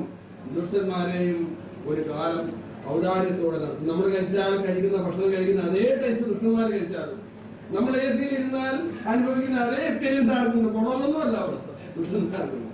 ദുഷ്ടന്മാർ കല്യാണമൊക്കെ കഴിച്ച് നല്ല കുഞ്ഞുങ്ങളും ഒക്കെ ആയി സന്തോഷയോടെ ജീവിക്കണം. ഒരു പക്ഷേ കുറച്ച് കഷ്ടപ്പാട് കൂടുതൽ ഇല്ലാത്ത നമ്മളെ പോലുള്ള കർത്താവിനെ ആശ്രയിക്കുന്നവരായിരിക്കും. അതെ, ശരിയല്ല. നിങ്ങൾ ഈ ദേശത്തൊക്കെ നോക്കി ഇവിടെയൊക്കെ കൂടുതൽ നിങ്ങളെ കഴിഞ്ഞും കൂടുതൽ ഇങ്ങനെ സുഖം അനുഭവിക്കുന്ന അത് വേണ്ട കീഴേലും എല്ലാം ഈസിയാണ്. നമുക്കൊരു വശത്ത് അവിടെ എവിടെയൊക്കെ വരുന്നു. ഇതാരായി അനുവദിക്കുന്നേ? ഇതാരാനുവദിക്കുന്നു? ഈ ദൈവമാണ്. സ്വർഗത്തിലെ ദൈവത്തിന്റെ ഭംഗിയാണ്. ഈ ദൈവമാണ് ഇതെല്ലാം. ഈ ഔദാര്യ മനസ്സ്. പ്രിയപ്പെട്ടവരെ, ഞാൻ നിങ്ങളോട് ചോദിക്കാം, നിങ്ങൾക്ക് നന്മ ചെയ്യുന്നവർക്ക് മാത്രം നന്മ ചെയ്യുക. ഞാൻ ദൈവദാസനെ വീണ്ടും സ്നേഹത്തോടെ ഓർക്കുക. നിങ്ങളുടെ ദാസൻ അദ്ദേഹം ഇന്ന് പകലും ഞങ്ങൾ ഒരുമിച്ച് പ്രാർത്ഥിച്ച് സംസാരിച്ച വിഷയമാണ്. നമ്മളോട് നല്ലത് ചെയ്യുന്ന ആളുകൾക്ക് നന്മ ചെയ്യുന്നതിന്റെ ശ്രേഷ്ഠതയൊന്നുമില്ല. നമ്മളെല്ലാം ചെയ്യുന്നത് നന്മ ചെയ്യുന്നവർക്കൂടി കൊടുക്കുന്നു പണി, അല്ലേ? ഇതാണ് നമ്മളെ നില. നമുക്കൊരു ദോഷവും ചെയ്യാത്തവർക്കൂടി ഒരു ഭാര പണിത് അവിടെ സൂക്ഷിക്കും. ഇവിടെയല്ല ഇത്ര സ്ഥലങ്ങളിലെ ഒരു വാക്ക്, അല്ലേ? ഇവന് സ്ഥാനത്ത് കയറി കൊള്ളണം. ഒരു ചുമ്മാ ഒരു വാക്ക് കണ്ടപ്പോൾ മനുഷ്യ കിടക്കുക. അവിടെ ഒരു കുഴപ്പമില്ല, വളരെ വിഷമിച്ചു. ഒരു പ്രാർത്ഥനയാണ്, വലിയ പ്രശ്നമെല്ലാം ഉണ്ടാക്കി നാടുകൊണ്ട് നഗരത്തിരിക്കുക. എങ്ങാണ്ട് തലകുത്തി വീണ് അവിടെ അവനെ നോക്കിക്കൊണ്ടിരുന്നോണ്ട് കാല് കൊടുത്ത് കഴിഞ്ഞു മുറിച്ച് ഓടിപ്പോയ കഴിക്കും. അവൻ തലകുത്തി എങ്ങാണ്ട് വീണു, കഴുത്തങ്ങാണ്ട് ഒടിഞ്ഞ് മരിച്ചു. ആൾക്കാരെല്ലാം അവിടെ ഇയാളെ ഇങ്ങനെ പോസ്റ്റ്മോർട്ടം ചെയ്യാൻ ഇത്രയും കാലമില്ല സഹിച്ചില്ലെന്ന് പറഞ്ഞു. ആൾക്കാരോട് അവിടെ കിടത്തിയിരിക്കുക. അവിടെ നാട്ടിലെ വളരെ മാന്യനായ മനുഷ്യൻ. ഈ മുറിവ് കണ്ടിട്ട് ഒരു സംശയമുണ്ട്. ഒറ്റ വാക്ക് പറഞ്ഞുള്ളൂ. ഉടനെ ആൾക്കാർ എല്ലാവർക്കും തോന്നിയ പൊട്ടെന്ന് വെച്ചതാണ്. നല്ല മനുഷ്യനാണ്, മാന്യനാണ്, വിശ്വാസിയാണ് അല്ല. എന്താ ഈ മുറിവ് കണ്ടിട്ട് ചെറിയ സംശയമുണ്ട്. അടുത്ത് ഒരാൾ നോക്കും. ഏതായാലും ഉള്ള 1-2 ദിവസത്തെ പരിപാടി മെഡിക്കൽ കോളേജ് വരെ പോയി ആ പാവപ്പെട്ടവരെ ഒരു വാക്ക് മതി, ജീവിതം മാറി മതിയായി. എന്റെ പ്രിയപ്പെട്ടവരെ, നമ്മുടെ ഹൃദയത്തിൽ ഒരു ഔദാര്യ ബോധം. ഞാൻ ചോദിക്കട്ടെ, നമുക്ക് ഒരു ദോഷവും ചെയ്യാത്തവർക്ക് ദോഷം ചെയ്യുന്നവരായിട്ട് നമ്മൾ ഇരിക്കുന്നെങ്കിൽ നമ്മൾ എന്തോന്നാണ് പ്രാർത്ഥിക്കുന്നത്? കർത്താവിനെ ആശ്ചര്യപ്പെടുന്നു. കേട്ടോ, അയ്യോ ഇവൻ എന്തൊരു മനുഷ്യൻ. കർത്താവ് ആശ്ചര്യപ്പെടുന്നു. എന്താണ്? അവന്റെ വിശ്വാസം കണ്ടല്ല, അവന്റെ ജീവിതം കണ്ട് കർത്താവ് ഇങ്ങനെ മുഖത്ത് വരുന്നു.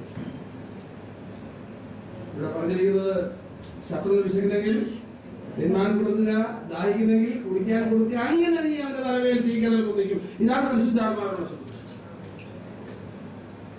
ശത്രുക്കൾ എപ്പോഴും ശത്രുത ഇല്ലാതെ ജീവിക്കാൻ നമുക്ക് പറ്റും. നമ്മൾ എത്ര നന്മ ചെയ്താലും ഒന്ന് ഓർത്തു, നമ്മളൊരു പാട്ട് പാടും, നാഥനും മുൾമുടി നൽകിയ ലോകമേ എന്നാണ് പറയുന്നത്. കർത്താവിന് മുൾക്കിരീടമല്ലാതെ മറ്റൊന്നും കൊടുക്കുവാനില്ലായിരുന്നു ഈ ലോകത്തിൽ. ഈ ലോകത്തിൽ നിന്ന് ഒത്തിരി നന്മ പ്രതീക്ഷിക്കാൻ സാധ്യമല്ല. നിശ്ചയമായിട്ടും ഇവിടെ നാം ഒരു മാതൃകയായിരിക്കേണ്ടതെന്നാണ് ഉദ്ദേശിച്ചത്. നമ്മള് ഗുണം ചെയ്യുന്നവരെങ്കിലും ഓരാറിയപ്പെട്ടവരെ ഞാൻ അങ്ങനെ പറഞ്ഞാൽ പോലും നമ്മളെ ഉപദ്രവിക്കുന്നവർക്ക് വേണ്ടി കരയണം. ഉപദ്രവം മാറുന്നതാണ്. ഞാൻ അനേക സമയത്ത് പ്രാക്ടീസ് ചെയ്തിട്ടുള്ള ജീവിതത്തിൽ പ്രാക്ടീസ് ചെയ്ത കാര്യം. സഭയിൽ ഒരു സഭ നടത്തിക്കൊണ്ട് പോവുക എന്ന് പറഞ്ഞാൽ ഇതിലും ദുരിതമുള്ളൊരു കാര്യം. ഈ ലോകത്ത് 9 വീടാണ്, 9 വീട്.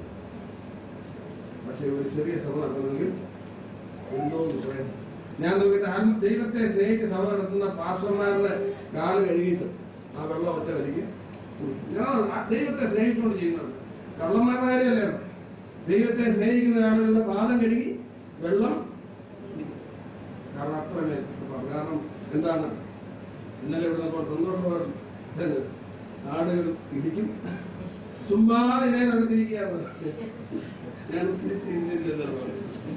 ചുമ്മാ ഇടയിൽ എല്ലാ പണിയും കഴിഞ്ഞ അവിടെ മര്യാദ തിന്ന് കുത്ത് കയറി ആടി വിടുന്നത് എന്ത് ചെയ്യാം?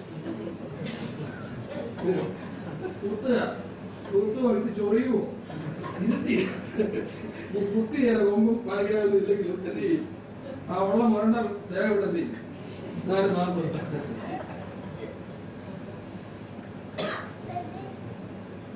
പ്രിയപ്പെട്ടവരെ, ശ്രദ്ധിക്കേണ്ട ഒരു കാര്യം, ഇവിടെ ഔദാര്യം. ശത്രുവിന് വിശക്കുന്നതിന് തിന്മാൻ കൊടുക്കുക, ദാഹിക്കുന്നതിന് കൊടുക്കുക. ഈ സ്നേഹവും ഈ ഔദാര്യവും കൂടെ വന്നു കഴിയുമ്പോൾ തന്നെ കാര്യങ്ങൾ ഏതാണ് കോമ്പിനേഷൻ ശരിയായി തരിക. ഏതാണ് ഈ ശതാധിപന്റെ ഈ മനുഷ്യന്റെ പേര് പോലും ഇല്ലുണ്ടോ? എത്രയോ പേരുടെ ആൾക്കാർ ഇതിനകത്ത് കുഴപ്പക്കാരൻ. ഈ മനുഷ്യന്റെ പേര് പോലും വന്നിട്ടില്ല. ഈ മനുഷ്യൻ ദൈവത്തിന്റെ ആത്മാവിനാൽ നിയന്ത്രിക്കപ്പെടുന്ന ഒരു വ്യക്തിയായിരുന്നു എന്നുള്ളതിന് യാതൊരു സംശയമില്ല. അനുഗമിക്കുന്ന കൂട്ടത്തോട് കർത്താവിന് പറയാവുന്നതാണ്, നോക്കവന്റെ ഔദാര്യശീലം, നോക്കവന്റെ സ്നേഹം എന്നാണ്. ആ വിശ്വാസം നമ്മൾ കടഞ്ഞെടുക്കുകയാണ്. ലക്ഷണങ്ങൾ കടഞ്ഞെടുക്കുമ്പോൾ അതിൽ ഒന്നാമത് കൊണ്ട് സ്നേഹം. നോക്കൂ ഈ മനുഷ്യന്റെ, കാരണം അവന്റെ വ്യക്തിയുടെ സൗഖ്യത്തിന് സൂപ്പർ നാച്ചുറൽ ആയിട്ടുള്ള ഹീലിംഗാണ്. അല്ലെ, കർത്താവ് സ്പർശിച്ചു പോലും നമുക്ക് കേൾക്കാൻ സാധിക്കും. സാക്ഷാൽ നയമാന്റെ ഇസ്രായേൽ ദേശത്ത് എന്നിട്ട് എന്ത് ചെയ്തു? തനിക്ക് സൗഖ്യം ആവശ്യമുണ്ട്, കുഷ്ഠരോഗം വിട്ടുമാറാണ്. താൻ അവിടെ ചെന്നിട്ട് എന്താ വിചാരിച്ചത്? തനിക്ക് ചോദിച്ചിട്ട് സൗഖ്യമെല്ലാം കിട്ടി മേത്തോട്ടൊക്കെ നോക്കി കഴിഞ്ഞിട്ട് ഇത് കാര്യങ്ങളായപ്പോൾ എന്താ പറയുന്നല്ലോ, അങ്ങോട്ടും നാട്ടി ഇങ്ങോട്ടും നാട്ടി സൗഖ്യമാക്കുമെന്നാണ് വിചാരിച്ചത്. പക്ഷേ ഈ മനുഷ്യന്റെ വിശ്വാസം നോക്ക്. അവൻ പറഞ്ഞു, നീ എന്റെ പുരയ്ക്കകത്ത് വരുവാൻ ഞാൻ അയോഗ്യൻ. നീ ഒരു വാക്ക് കൽപ്പിച്ചാൽ മതി, സൗഖ്യം ലഭിക്കുമെന്ന് കൃത്യമായി. പ്രിയപ്പെട്ടവരെ, ഈ മനുഷ്യന്റെ ഔദാര്യ ബോധം നമ്മൾ കണ്ടു കഴിഞ്ഞു. ഈ ഔദാര്യം കർത്താവിനെ വല്ലാതെ വല്ലാതെ ആകർഷിച്ചു. സൗഖ്യവും കർത്താവിന്റെ സ്നേഹവും കൊണ്ട് ഹൃദയത്തിലേക്ക് ഒഴുകിയാണ്. ആവശ്യത്തിന്റെ കർത്താവിന്റെ കരം നീണ്ടു അവരെ സൗഖ്യം. മൂന്നാമതായി നമ്മൾ കാണുന്നു, മൂന്നാമത്തെ ലക്ഷണത്തിലേക്ക് നമുക്ക് വരാനായിട്ട് സാധിക്കും. 6ഉം 7ഉം വാക്യങ്ങളിലേക്ക് വരുമ്പോൾ നമുക്ക് കാണാനായിട്ട് സാധിക്കുകയാണ്. ഇവിടെ നോക്കാം. 6ാമത്തെ വാക്യത്തിൽ ഇങ്ങനെയാണ് പറയുന്നത്, യേശുവിനോട് കൂടെ പോയി വീട്ടിനോട് അടുക്കാനായപ്പോൾ ശതാധിപൻ സ്നേഹിതന്മാരെ അവന്റെ അടുക്കൽ അയച്ച്, കർത്താവെ ഭയപ്പെടേണ്ട, പ്രയാസപ്പെടേണ്ട, നീ എന്റെ മുറിക്കകത്ത് വരുവാൻ ഞാൻ പോരാത്തവൻ, അതുകൊണ്ട് നിന്റെ അടുക്കൽ വരുവാൻ ഞാൻ യോഗ്യനെന്ന് എനിക്ക് തോന്നിയിട്ടില്ല. ഒരു വാക്ക് കൽപ്പിച്ചാൽ എന്റെ ബാല്യക്കാരനെ സൗഖ്യം. ഈ വാക്യങ്ങളോട് നിങ്ങൾ നോക്കുന്നു. എന്തായിരിക്കും അവിടുത്തെ ലക്ഷണം? നിങ്ങൾ പറയാം, ഞാൻ പറയാം. നിങ്ങൾ ബൈബിളിൽ നിന്ന് കാര്യങ്ങൾ മനസ്സിലാക്കാൻ പഠിക്കും. എന്തായിരിക്കും അവിടുത്തെ താഴ്മയാണ്. എത്ര ഹമ്പിളാണ് ആ മനുഷ്യൻ. അത് ആശ്ചര്യപ്പെടുത്തുന്ന, അത്ഭുതങ്ങളെ വിളിച്ചു വരുത്തുന്ന വിശ്വാസത്തിന്റെ മൂന്നാമത്തെ ലക്ഷണം ഈ വേദഭാഗം പറയുന്നതാണ് താഴ്മയാണ്. വേദപുസ്തകം പറയുക, താഴ്മയുള്ളവർക്ക് അവൻ കൃപ നൽകുന്ന, താഴ്മയുള്ളവർക്ക് ധാരാളം കൃപ നൽകും. അങ്ങനെയാണ് നിങ്ങൾ വായിച്ച് യാക്കോബിന്റെ ലേഖനം 4-ാം അധ്യായം 6-ാം വാക്യത്തിലേക്ക് വരുമ്പോൾ യാക്കോബിനെ തൊട്ട് അവിടെ എന്തായിരിക്കുന്നു നോക്കി, താഴ്മയുള്ളവർക്ക് അവിടെ കൃപ നൽകുന്നത് മാത്രമേ. നിങ്ങളോട് നിൽക്കുകയും താഴ്മയുള്ളവർക്ക് അധികം കൃപ നൽകുന്നു. 6-ാം വാക്യത്തിൽ അവൻ അധികം എക്സ്ട്രാ. താങ്കൾക്ക് എന്താണ് വരുന്നത്? എക്സ്ട്രാ എന്ന് പറയുന്നത്. ഇപ്പൊ നമ്മൾ ഈ മാളിലൊക്കെ പോയി സാധനം കഴിച്ചാലും ചെയ്യും. പണ്ട് ഇത്ര നീളമുണ്ട്. ഒരു മഞ്ഞ ഒരു പൊടിക്ക് താഴെ കണ്ടു കഴിഞ്ഞാൽ നീളം എത്രയായി? ഇത്ര നീളം. എന്തെങ്കിലും വേറെ എക്സ്ട്രാ. അത് എങ്ങനെ ഇരുന്നാൽ മതി? എങ്ങനെ ഇരുന്നാൽ മതി? താഴ്മയുള്ളവരോട് അങ്ങോട്ട് ഇരുന്ന് കഴിഞ്ഞാൽ നീളമാകൊണ്ട് കൂടും, അല്ലെങ്കിൽ എന്തിന്റെ നീളമാകൊണ്ട്. അങ്ങനെയല്ല ഈ വാക്യം പറയുന്നു. താഴ്മയുള്ളവർക്ക് അവൻ അധികം അധികം അധികം കൃപ. ഓരോ വാക്കുകൾക്കും അതിശക്തമായ മീനിങ് ആണ്. അധികം കൃപ. ഈ പ്രിയപ്പെട്ടവൻ അധികം കൃപയായിരുന്നു. ചില വീട്ടിനകത്ത് പോയി പോകില്ല. വഴി സംസാരിച്ചുകൊണ്ടിരിക്കുന്നതിന് എന്ത് സംഭവിച്ചു? നയമാന്റെ പോലുള്ള പരിപാടിയൊന്നും വേണ്ടായിരുന്നു. അവിടെ സൗഖ്യം നടന്നു കഴിഞ്ഞു. ആശ്ചര്യപ്പെടുത്തി കർത്താവിന് നിങ്ങൾക്കറിയാവുന്ന ഈ കർത്താവിന്റെ പ്രത്യേകതയുണ്ട്. ഈ തൊട്ട ഷോ കഴിക്കുന്ന പരിപാടി ഇല്ല, അങ്ങനെ പരിപാടി ഉണ്ട്. ഇങ്ങനെ ഒരു പാവപ്പെട്ട സ്ത്രീ എന്ത് ചെയ്തു? കാര്യം ഭക്ഷണം നോക്കിയിട്ട് ഒരു പണി നടക്കുന്നില്ല. എന്നാ ചെയ്യുന്നു? തിക്കി അങ്ങോട്ട് ഒന്ന് കൊടുത്തു. കാര്യം കർത്താവിന്റെ സമയത്തൊന്നും ചില സമയത്ത് കണ്ടിട്ടു വല്ലാത്ത ശക്തിയെ കൊണ്ട് ഇങ്ങനെയുള്ളവർക്കൊക്കെ. താഴ്മയുള്ളവർക്ക് അയലോകത്തൂടെ പോയാൽ മതി. ഒത്തിരി കാര്യം പോകേണ്ട ആവശ്യമില്ല. അയ്യോ എന്നെ വിടിവിക്കണമേ എന്നൊന്നും കരയേണ്ട ആവശ്യമില്ല. അതൊക്കെ ദുഷ്ടതയുടെ ആധിക്യം കൂടുന്നതനുസരിച്ച് നിലവിളി കുട്ടിയാവും. ആദ്യം പ്രാർത്ഥിക്കാൻ ഒന്നാമത്തെ ക്വാളിറ്റി എന്താണ്? പ്രാർത്ഥിക്കണമെങ്കിൽ ആദ്യത്തെ ക്വാളിറ്റി എന്താണ്? കണ്ണുനീർ വാർക്കണം. അനുദമിക്കാത്തവരുടെ പ്രാർത്ഥന വേണ്ട. രണ്ടുപേര് പ്രാർത്ഥിക്കാൻ പള്ളിയിൽ പോയി. നമുക്കറിയാം എന്താ സംഭവിച്ചത്. ഇന്നലെ വായിച്ചിട്ട് 18-ാം അധ്യായം അതിന്റെ 9 വാക്യത്തിൽ ചുങ്കക്കാരനും പരീക്ഷൻ രണ്ടുപേരും പോയി. എന്താ സംഭവിച്ചേ? ഒരു പുള്ളി അങ്ങോട്ട് ചെന്നു പ്രാർത്ഥിക്കാനോട് തുടങ്ങുന്നതിന് എന്താണ് പറഞ്ഞത്? തന്റെ കർത്താവിന് വലിയ ദുർബലമൊന്നുമില്ല. അതുകൊണ്ട് എന്താ പറഞ്ഞത്? ഞാൻ ചെയ്യുന്നതൊക്കെ നിനക്കറിയാവോ? ഞാൻ ആരാണെന്ന് നിനക്കറിയാവോ? അല്ലേ? യഹൂദ നിയമങ്ങളൊക്കെ പാടെ അനുസരിച്ച പ്രാർത്ഥനാവീരനാണ് ഞാനെന്നൊക്കെ പറഞ്ഞുകൊണ്ടാണ് തുടങ്ങുന്നത്. കർത്താവ് ഒരു നാളറിയും. ചില ആളുകളൊക്കെ പ്രാർത്ഥന ഭയങ്കര പ്രാർത്ഥന. പക്ഷെ ഈ അന്തരീക്ഷം മലിനമാകുക എന്നുള്ളതല്ല. ദൈവസന്നിധിയിലോട്ട് യെശയ്യാവ് പറയുന്നത് ഉയരങ്ങളിൽ എത്തുന്ന പോലെ അല്ല. നമ്മൾ പറയുന്നത് എന്താണ്? അന്തരീക്ഷം ഈ കാറി അറ്റ്മോസ്ഫിയർ കൂടെ എല്ലാം കൂടെ ഈ ബാക്ടീരിയ എല്ലാം കൂടെ സ്പ്രെഡായി ഇവിടെ പൊല്യൂട്ടഡായി. എന്നാൽ അങ്ങനെയൊന്നും ആവശ്യമില്ല. അങ്ങനെയൊന്നും പ്രാർത്ഥിക്കേണ്ട, അത്രയൊന്നും ആവശ്യം. ദൈവസന്നിധിയിൽ നിന്ന് അനുഗ്രഹങ്ങളെ കവർന്നെടുക്കുകയാണ്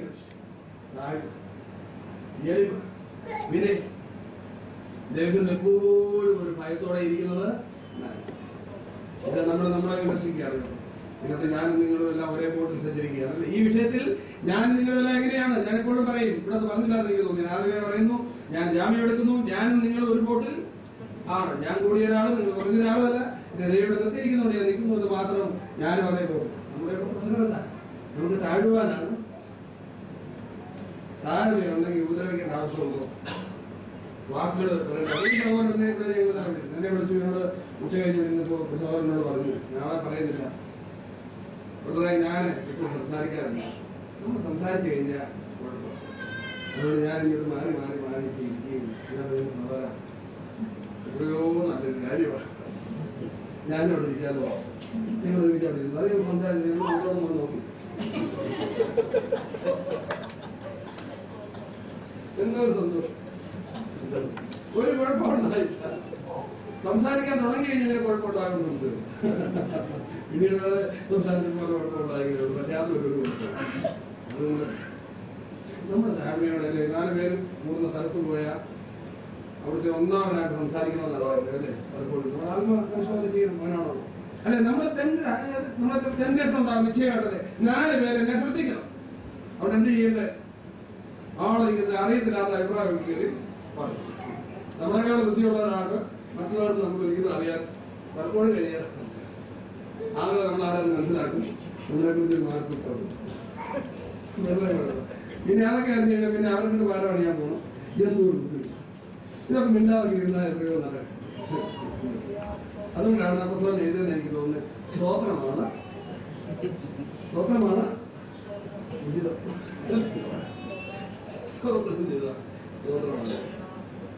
ആകാത്തൊന്നും നമുക്ക് ചേരാത്ത സാധനം കിങ്ങി അലങ്കാരങ്ങൾ നടക്കുന്ന കൂട്ടത്തില് ജീവിതതരം കളിവാക്ക് അനാവശ്യ തമാശ ഇതൊക്കെ നമുക്ക് യോഗ്യമല്ല. അറിയാം, നിങ്ങൾ കണ്ടുണ്ടോ ഈ മഹാരാഷ്ട്രയുടെ യാത്ര ചെയ്യാൻ ശരിയാണെന്ന് പറഞ്ഞിട്ടാണ് റെയിൽവേ കയറിയത്. ആണും അല്ല പെണ്ണും അല്ല എന്ന് പറയുന്നത് ദൈവമാർഗം സൃഷ്ടിച്ച് അവരെ നിരീക്കല്ലായിരിക്കും യോഗ്യതയില്ല. ഞാൻ പറയുന്നത് അവർ ഓരോരോ വേഷം കിട്ടിയിരുന്നുണ്ട്. ഞാൻ ഉദാഹരണത്തിന് വേണ്ടി മാത്രം കണ്ടുണ്ടോ? നിങ്ങൾ വല്ലാതെ ചായം തേച്ച് നല്ല സുന്ദരി പെൺപിള്ളേർക്കായിട്ടുള്ള ഒരു ചായവും ഇല്ല. അത്രയും സൗന്ദര്യം ഇല്ലായിരുന്നു. പക്ഷെ ഇവരെന്താ ചെയ്യുന്നത്? വല്ലാതെ ചായം തേച്ച് വല്ലാതെ കുമ്മലും കിടക്കുമൊക്കെ ഇട്ട് വല്ലാത്ത രീതിയിലുള്ള വളമൊക്കെ ഇട്ട് ഇങ്ങനെ ഏച്ച് കെട്ടി മുളച്ച് ദൈവത്തിന്റെ എന്റെ ആവശ്യം സമയത്തോടെ ആലയത്തിൽ വന്നു സ്തോത്രം ചെയ്തു. പല കാര്യങ്ങളും നമുക്ക് എത്താത്ത ബുദ്ധിക്ക് എത്താത്ത വൻകാര്യങ്ങളിലും അത്ഭുത വിഷയങ്ങളിലും ഞാൻ ഇടപെടുന്നില്ല എന്നാണ് സൗമ്യനായ ദാവീദ് പറഞ്ഞത്. അനുഗ്രഹിക്കപ്പെട്ട ദൈവമനുഷ്യൻ ദൈവത്തിന്റെ ഹൃദയത്തിന് ബോധശോഭം പറഞ്ഞു, ഞാനിതൊന്നും ഇടപെടുന്ന ആവശ്യമില്ല. ചില ആൾക്കാർ ദൈവസ്ഥലം ഒരു പ്രയോജനമില്ല. വന്ന കാലം ഇരുന്ന സ്ഥലം കുഴിച്ചിരിക്കുന്നതല്ലാതെ. പക്ഷേ അഭിപ്രായമൊക്കെ എങ്ങനെയാണ്? അഭിപ്രായം പറ്റുന്ന കാര്യം എങ്ങനെയാണ്? ഒന്നാമത് പാസ്റ്ററോടേക്ക് ഞാൻ പറയാം, കേരളത്തിലൊക്കെ പറഞ്ഞാൽ ഇവിടില്ലാത്ത പ്രശ്നം ഇതാണ് പ്രശ്നം. പക്ഷെ വിശ്വാസത്തിനെ കുറിച്ച് പറയുമ്പോൾ നീളത്തിലാണ് മാത്രം അല്ലേ? ഞാൻ വിളിച്ചാൽ കേൾക്കും. എന്താ പറയുന്നത്? ഞാൻ വിളിച്ചാൽ കേൾക്കും, വിളിപ്പാടവൻ നിൽക്കും എന്നൊക്കെ അങ്ങനെ പറഞ്ഞാൽ കേൾക്കും. വിളിപ്പാടവൻ കേൾക്കും. ഇവിടെ ആരുടെ കാര്യം അവനെ പറഞ്ഞിട്ടുള്ളൂ. അതുകൊണ്ട് ആരുവാ?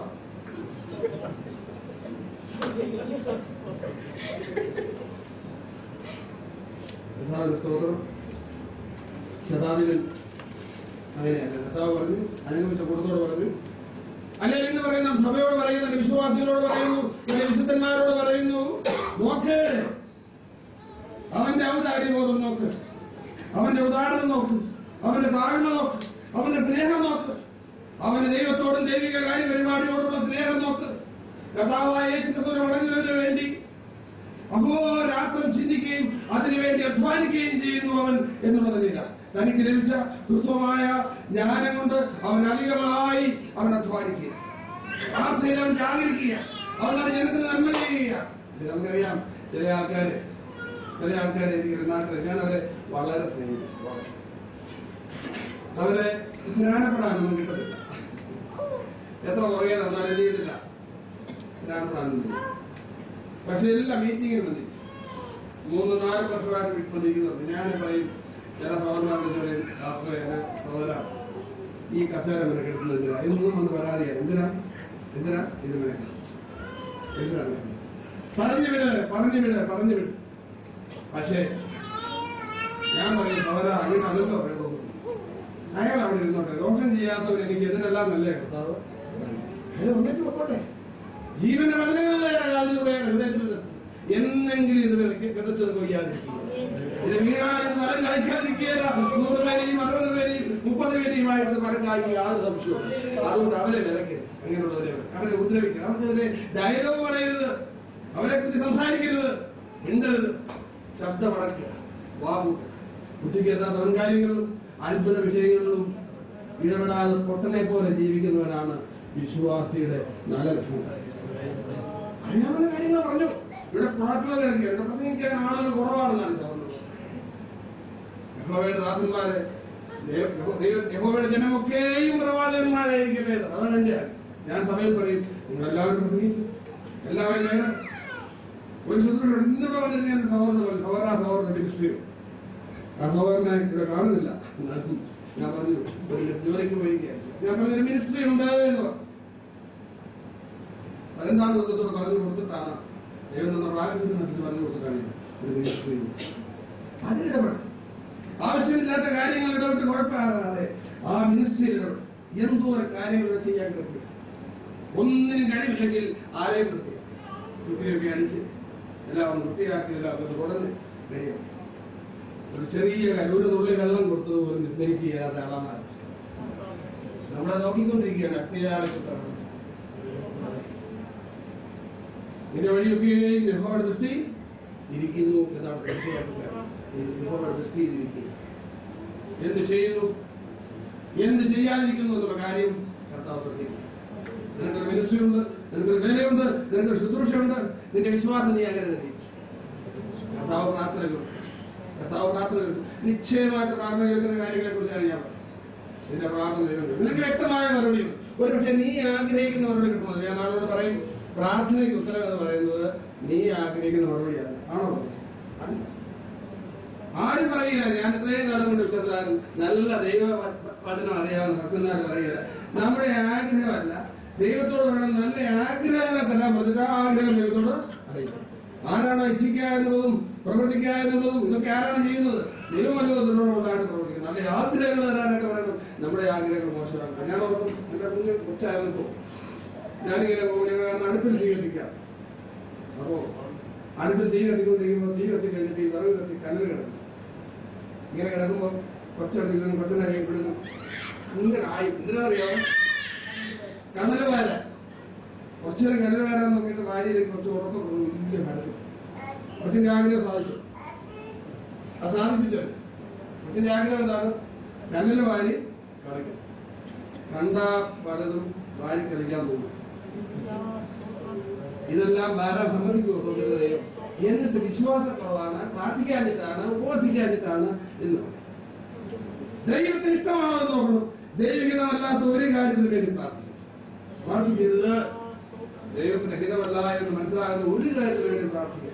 ഞാൻ കഴിഞ്ഞ ദിവസം ദൈവഹിതം തിരിച്ചറിഞ്ഞ് ചെയ്യണം. നീ ദൈവഹിതം തിരിച്ചറിഞ്ഞിട്ട് പ്രാർത്ഥിക്കാതിരിക്കുകയും പ്രാർത്ഥിച്ചു നിശ്ചയമായിട്ടും അത് കർത്താവിനെ ആശ്ചര്യപ്പെടുത്തുക തന്നെ ചെയ്യും. നമുക്കിടെ കണ്ണനായിട്ട് കഴിയുന്നത് താഴ്മ ശ്രദ്ധിച്ചേ. എങ്ങനെ ഈ താഴ്മ കാണുന്നുണ്ടോ? നിങ്ങളോട് ഞാൻ വായിക്കാൻ പറഞ്ഞു നോക്കും. നിങ്ങൾക്ക് ഓരോന്ന് നോക്കൂ. ഒന്ന്, ആ വാക്ക് നിങ്ങൾ കണ്ടോ? 4-ാം വാക്യത്തിൽ എന്താ പറഞ്ഞിരിക്കുന്നത്? എന്റെ കർത്താവെ റിസ്ക് എടുക്കുന്നത് കേട്ടോ. എന്താണ്? ഒരു വലിയ ആള് നമ്മുടെ ചുറ്റോട്ട് വരുമ്പോ അല്ലേ പറയില്ല, നമ്മുടെ ഒരു മോശം വിലയും കാര്യങ്ങളൊക്കെയാണ്. അദ്ദേഹത്തിന് അത് ബുദ്ധിമുട്ടായപ്പോ എന്നുള്ള ഭയം കൊണ്ട് പറയാ, അങ്ങോട്ട് നല്ല മാന്യം അവിടെ നിന്നാ മതി, അവിടെ നിന്നാ മതി. എനിക്ക് എന്നുള്ള യോഗ്യത ഒന്നും എന്റെ പുറകെ കേട്ടോണ്ട് വരുവാണ്. യോഗ്യതയില്ല. യോഗ്യത ഞാൻ നിങ്ങളോട് ചോദിക്കട്ടെ, അനേകം ആളുകളുടെ യോഗ്യത പറയുന്ന കേട്ടാ ഭയം തോന്നുന്നു. ഓ പ്രാഗൽഭ്യം, എന്റെ പ്രാഗൽഭ്യം. ഞാൻ പറയുക, ആരാ പറയുന്നത് എന്റെ പ്രാഗൽഭ്യം? ആരാ പറയുന്നത് എന്റെ പ്രാഗൽഭ്യം? ഞാനാ പറയുന്നതിന്റെ പ്രാഗൽഭ്യം. ദൈവം അത് പ്രാഗൽഭ്യമായിട്ടുണ്ട്. ദൈവത്തിന്റെ മുമ്പിലെ പ്രാഗൽഭ്യം ഇവിടെ നോക്കൂ, ഈ ദക്ഷിണത്തോട്ട് നോക്കൂ. ഇന്നത്തെ കണ്ടില്ലേ, നിങ്ങൾ നീ വായിച്ചു പോയിരിക്കും. ഇതിനകത്ത് പ്രാഗൽഭ്യം ഒരു ഇസ്രായേലിൻ പോലുമല്ല. പൗരത്വമില്ല, ഇസ്രായേൽ പൗരത്വമില്ല, പിതാക്കന്മാരില്ല, വാഗ്ദത്തങ്ങളില്ല, ന്യായപ്രമാണമില്ല, ഒന്നുമില്ല. ഒരു ഇറങ്ങിയ മനുഷ്യൻ. ദൈവം പറഞ്ഞ പ്രാഗൽഭ്യമാണ്. നമ്മളൊക്കെ ദൈവസഭയിലെ കമ്മിറ്റി അംഗമാണ്. കമ്മിറ്റിയുടെ പ്രസിഡന്റോ സെക്രട്ടറിയാണ്. അതാണ് ഇതാണെന്ന് കൊണ്ട് പ്രാഗൽഭ്യം പറയുന്നത്. പക്ഷെ ശരിയായ ദൈവം കർത്താവ് കമന്റ് ചെയ്ത വിശ്വാസത്തിൽ നമ്മളൊന്നും കാണില്ല. അദ്ദേഹം പറഞ്ഞിരിക്കും യോഗ്യത, എന്റെ പുറയ്ക്കകത്ത് യോഗ്യത എന്താണ് നമുക്ക് കൺസേൺ കണ്ടോ? ഈ വരുന്ന ആളെ കുറിച്ച് ബഹുമാനം കണ്ടോ? ആരായി വരുന്നത്? കൂടുതൽ ഇരിക്കുന്ന ആൾക്കാർ ഇസ്രായേലിലാണ്. ഒരു കൂട്ടം ആളാണോ? അവർക്കാർക്കില്ല. അച്ഛനല്ലയോ, മറിയയുടെ മോനല്ലയോ, ഭൂതം ബാധിച്ചവനല്ലയോ, ഭ്രാന്തനല്ലയോ, അല്ലേ? അവന്റെ സഹോദരന്മാർ നമ്മുടെ കൂടെ ഇല്ലയോ, അവന്റെ സഹോദരിമാരെ നമ്മൾ അറിയില്ലയോ? ഇതൊക്കെയാണ് എന്ന് പറയുന്നത്. ഇത് നടക്കുന്നത് ഗവർണോമിൽ തന്നെയാണ്, അല്ലേ? ഗവർണോമിൽ വെച്ചാണ് ഈ ആൾക്കാർ നടത്തിച്ചത്. ഈ സംഭവം നടക്കുന്നത് ഗവർണർ സ്ഥാനമല്ല, പ്രധാനമല്ല. വിശ്വസിക്കുന്നതിനെല്ലാം വിശുദ്ധ സ്ഥാനം തന്നെ. അത് പെരുവഴിയിലായാലും ദേവാലയത്തിനകത്തായാലും എവിടെയായാലും വിശ്വസിക്കുന്നവർ കത്തുന്നില്ല. സ്ഥാനവും സ്ഥലമൊന്നും ആരാണ് നാം തിരിച്ചറിഞ്ഞു? ആരെയും തിരിച്ചറിഞ്ഞില്ല. ആര് തിരിച്ചറിഞ്ഞു? ഒരു പുറജാതിക്കാരൻ തിരിച്ചറിഞ്ഞു. ഇതിനകത്ത് നോക്കിക്കോ, തിരിച്ചറിഞ്ഞവരൊക്കെ ആരാണ്? മുന്നോട്ട് വായില്ല. ആരാ തിരിച്ചറിഞ്ഞിട്ടുള്ളത്? പുറജാതിക്കാരൻ.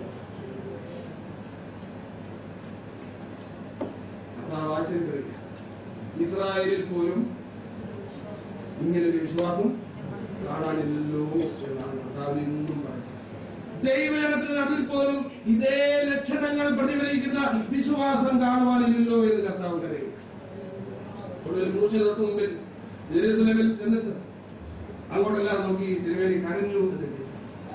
ഇന്ന് രാത്രി നമ്മുടെ വിശ്വാസത്തിന്റെ ഹതപതനങ്ങൾ, നമ്മുടെ കുറവുകൾ അവർ കരയുന്നു.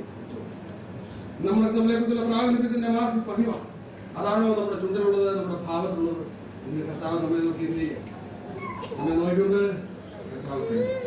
ഇന്ന് രാത്രി ഞാൻ പറയട്ടെ, ഇനി കർത്താവിനെ കരയിക്കുക, മറിച്ച് കർത്താവിനെ ആശ്ചര്യപ്പെടുന്നതായിട്ട്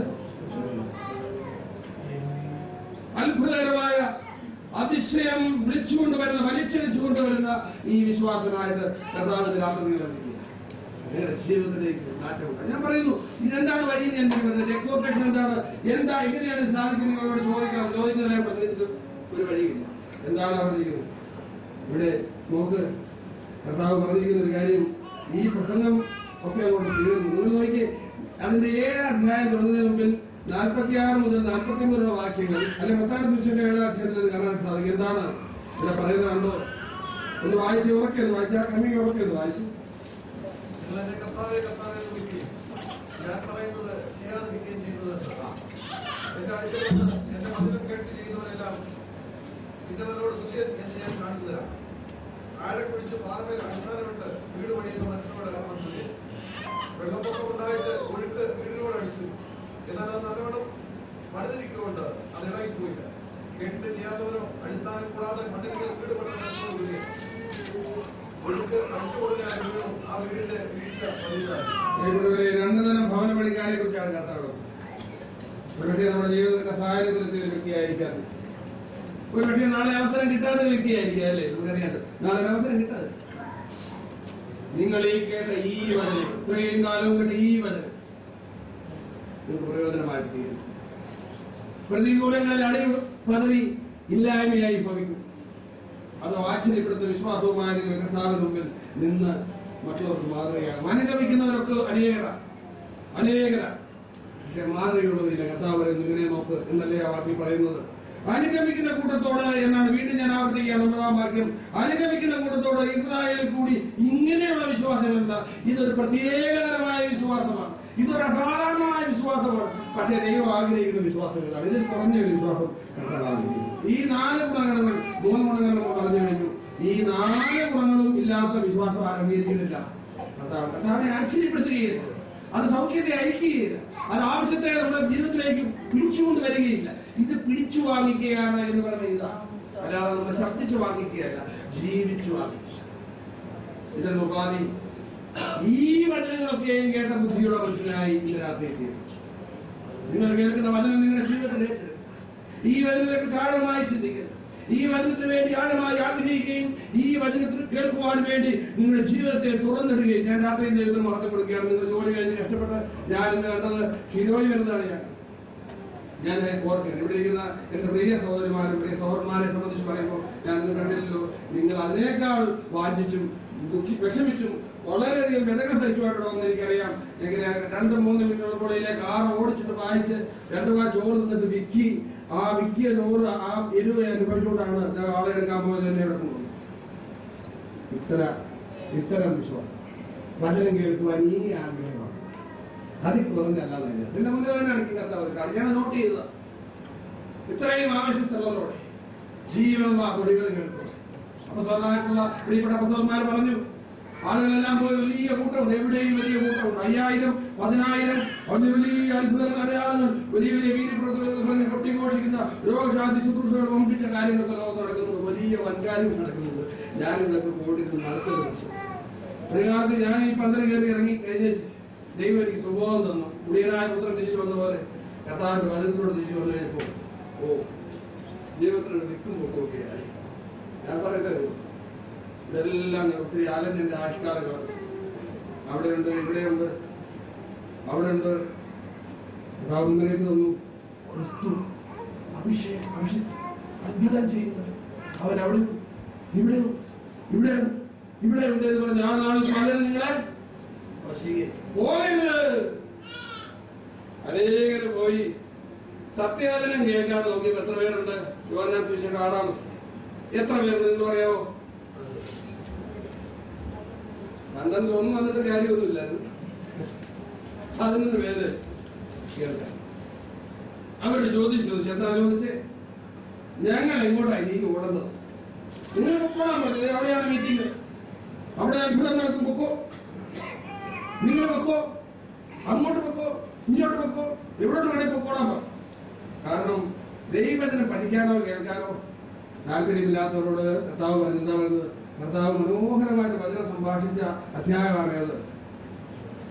യോഹന്നാൻ 6 ഞാൻ സ്വർഗത്തിൽ നിന്ന് ഇറങ്ങി വന്ന ജീവനുള്ള അപ്പമാണ്. മരുഭൂമിയിൽ പിതാക്കന്മാർക്ക് മണ്ണ് മരിച്ചു, എന്നെ തിന്നുന്നവർ സിമ്പിൾ ഹബ്. കേട്ടറിഞ്ഞാതൊന്നല്ല ആവശ്യം. കാരണം അപ്പം തിന്നേന്റെ ഹായ്നോട് കിടക്കുക. അപ്പം ഒരു കൊട്ട, 10 കൊട്ട, 16 കൊട്ട അപ്പം. ഇതാ മറ്റു പലതുമാണ് ആവശ്യം. കർത്താവ് പറഞ്ഞു പൊക്കോ, എന്റെ അടുത്ത് നിങ്ങളുടെ നിർത്തിക്കുന്നത്. ഗുണം പിടിച്ചവർ പറഞ്ഞു, എന്ത് പറഞ്ഞു? എന്താ പറഞ്ഞേ? ഞങ്ങൾ എവിടെ പോകും? ഇതൊക്കെ ഞങ്ങൾ വലുതായി പോയത്. ഞങ്ങൾ എവിടെ പോകും? ഞങ്ങൾ ഇനി നിന്നെ വിട്ടെങ്കിൽ പോകുന്നത്. കാരണം എന്തുണ്ട്? ജീവന്റെ വചനങ്ങൾ നിന്റെ പത്രമുണ്ടല്ലോ. ഇന്ന് രാത്രിയിൽ കർത്താവ് തന്നെയാണ് പറയുന്നത്. കർത്താവ് ഈ വചനങ്ങൾ സംസാരിച്ച ശേഷം എന്താണ് പറയുന്നത്? ഒക്കെ തന്റെ വചനം, ഒക്കെ തന്റെ ഈ വചനം ഒക്കെയും പറഞ്ഞ ശേഷം അവൻ കാരണങ്ങൾ ചെന്ന് പറഞ്ഞിട്ട് റൈറ്റ് ആഫ്റ്റർ നമുക്കറിയാം, ഒരു വേദന നടന്നു കഴിഞ്ഞാൽ പിന്നെ ആരെന്നെ അന്വേഷിക്കും? പോയിട്ടുണ്ടോ നോക്കുക അല്ലേ? നമ്മളൊരു ധാരണ നട്ട് വെച്ചിട്ട് പണ്ട് കൊരങ്ങ് വാടക പോലെയല്ല, അതുപോലെ പഠിച്ചു നോക്കുക വേറുണ്ടോ അതല്ല. നമ്മളെ വല്ലതും വിതച്ച് കഴിഞ്ഞിട്ട് അത് പോയി നോക്കത്തില്ലേ, അതിനകത്ത് വല്ലതും എടുത്ത് വന്നിട്ടുണ്ടോ, ഇനി എടുത്ത് പണിതുകൊണ്ട് ഫലം വന്നോ അല്ലെ നോക്കൂല്ലേ? കർത്താവ് വചനപ്പെടുന്ന ശേഷം പറഞ്ഞുകൊണ്ട് ചെന്നു. കർത്താവ് കാണാനുള്ള ഒരു ശതാധിപൻ എന്റെ ചോദ്യം. അനേക ഇസ്രായേലിനെ കേട്ടു, അനേക വംശിത്തന്മാരെ കേട്ടു, അനേകം ദൈവജനങ്ങളെ കേട്ടു.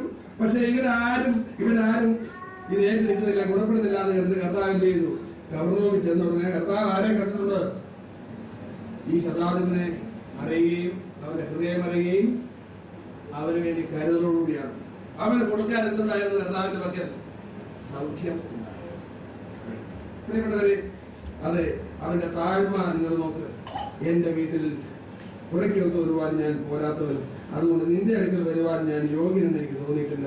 ഒരു വാക്ക് കൽപ്പിച്ചാൽ മതി എന്റെ ബാല്യക്കാരനെ.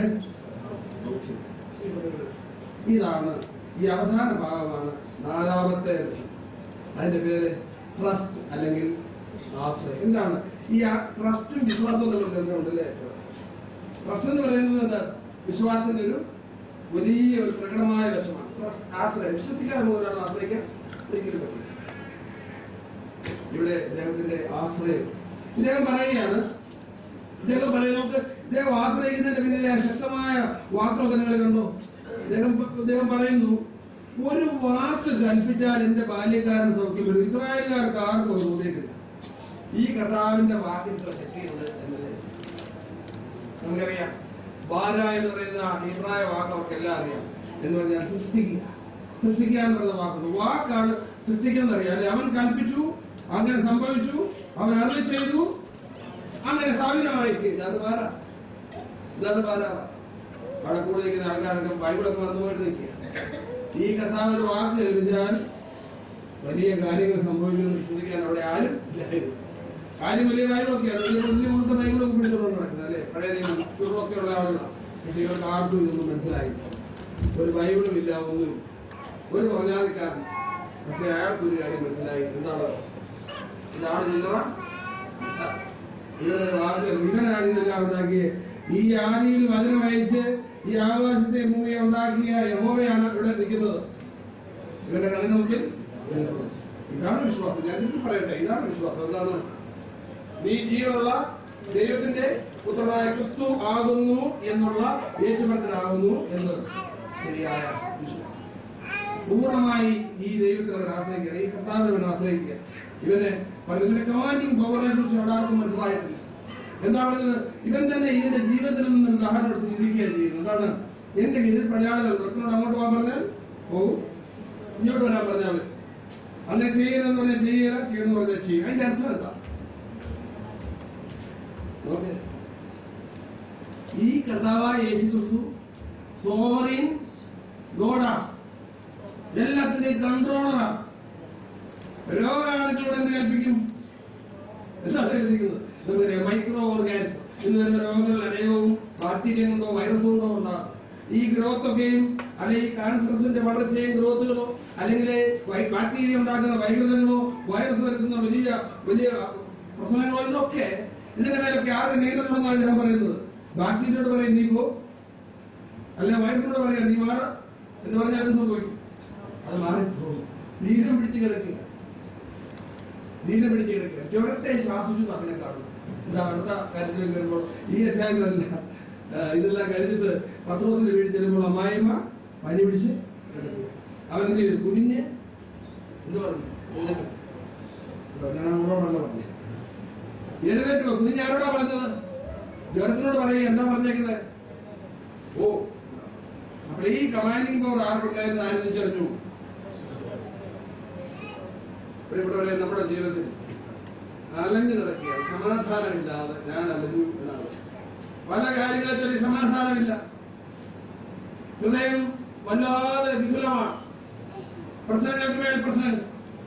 പക്ഷേ എന്റെ ഹൃദയത്തെ ശാന്തമാക്കുവാൻ കഴിവുള്ളവൻ എന്റെ ജീവിത പടകിലുണ്ട്. അല്ലേ? കൊടുങ്കാറ്റും തിരമാലയും ആഞ്ഞടിച്ചപ്പോൾ ശാന്തമാകാ എന്നൊരു വാക്ക് കൽപ്പിച്ചവൻ നമ്മുടെ ജീവിതത്തിലുണ്ട്. പ്രതിസന്ധികൾ ആടി വിലയേണ്ടത് ആവശ്യമില്ല, മഹാമാരികളാൽ ഭാരപ്പെടേണ്ട ആവശ്യമില്ല. കർത്താവിന്റെ ഒരു മറുപടി വ്യക്തമായി. കർത്താവ് ഒന്നിനും സമ്പൂർണമായ സൗഖ്യം തരുവാൻ മതിയാവും. ഞാൻ പറയുക, ദൈവത്തിന്റെ വചനം പറഞ്ഞ സൗഖ്യം തരുവാൻ അവൻ മതിയാവില്ല. ഇനി എല്ലാ രോഗവും സൗഖ്യമാക്കി തരാം എന്ന് വാഗ്ദത്തങ്ങളൊന്നും ഇല്ല. സകല രോഗവും സൗഖ്യമാക്കുന്നു. നിശ്ചയമായിട്ട് സൗഖ്യമാകുന്ന രോഗങ്ങളാരാണ് സൗഖ്യമാക്കുന്നത്? ഏതെങ്കിലും രോഗം സൗഖ്യമായെങ്കിൽ ആരാണ് സൗഖ്യമാക്കുന്നത്? നമുക്കറിയാം, 103 സങ്കീർത്തനം പറയുമ്പോൾ നമ്മൾ പാപങ്ങൾ ക്ഷമിക്കുന്നു, സകല രോഗങ്ങളും സൗഖ്യമാക്കും. ദൈവത്തിന്റെ സ്വഭാവമാണ്. അത് മാത്രമല്ല, നമ്മുടെ വായിക്ക് നന്നുകൊണ്ട് തൃപ്തി വരുന്നു. വായിലോട്ട് വരുമ്പോൾ പാടരുതാരാണ്?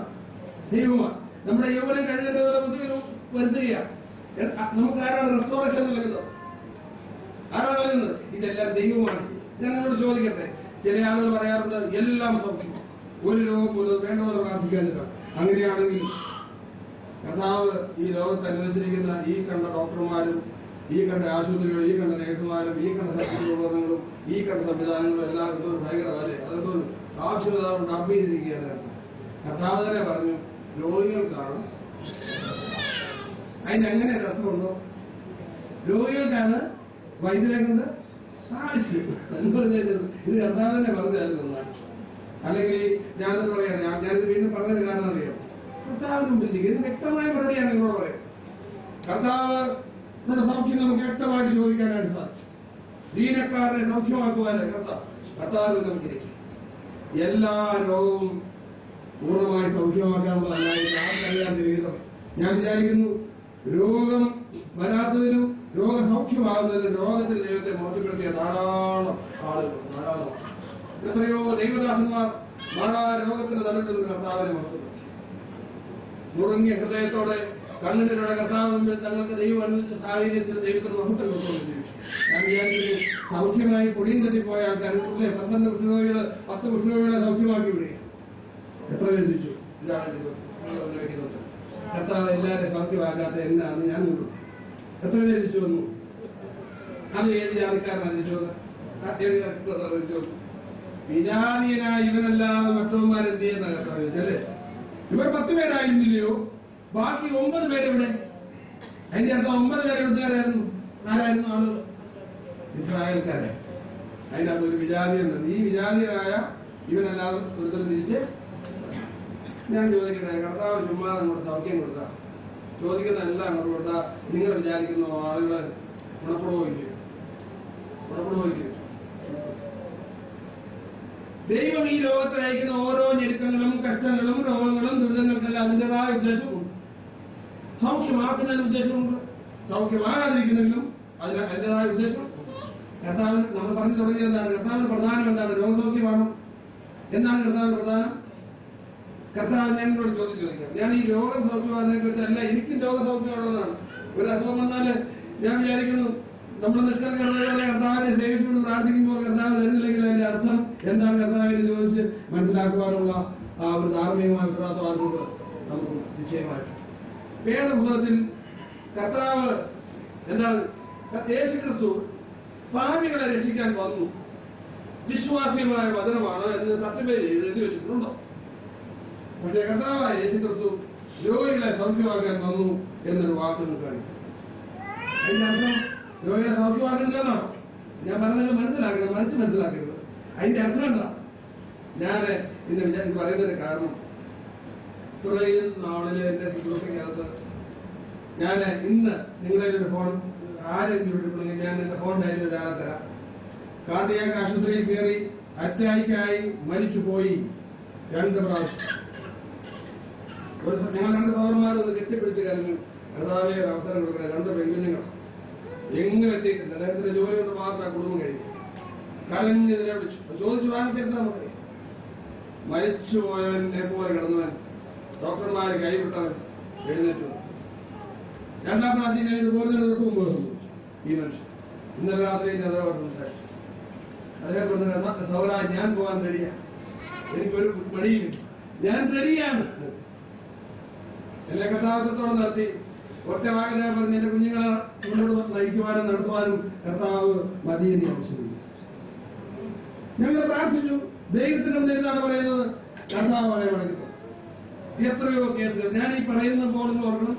എന്റെ സഭയിൽ ഞാൻ അനേക ഫോൺ നമ്പർ ആവശ്യമുണ്ട്. പ്രാർത്ഥിച്ച് വാങ്ങിച്ച സൗഖ്യങ്ങളും വിടുതലും അനേകം. ഇങ്ങനെ ആള് പറയുമോ ഇവിടെ വന്ന് സൗഖ്യമില്ലാന്ന് പറയൂ? സൗഖ്യമുണ്ട്. കർത്താവ് രോഗികളെ സൗഖ്യമാക്കുന്നു. കർത്താവാണ് സൗഖ്യദായകൻ. കർത്താവ് ഫിസീഷ്യനാണ്, നല്ല വൈദ്യനാണ്, യാതൊരു സംശയവും. അപ്പൊ എന്റെ ചോദ്യം ഞാൻ ചോദിക്കാൻ പോകും. എത്ര ശ്രമിച്ചിട്ടും മാറാത്ത ഒരവസ്ഥയും രോഗാവസ്ഥയുമായി നമ്മുടെ സഭയിലിരിക്കുന്ന നമ്മുടെ പ്രിയപ്പെട്ട അസ്ഥിയും നസ്ഥിയും മാംസത്തിൽ മാംസമാരുടെ എന്ത് മറുപടി നിങ്ങൾ പറയും? അവരെ ഇൻസൾട്ട് ചെയ്യാൻ പറ്റും കൂടി വിശ്വാസം.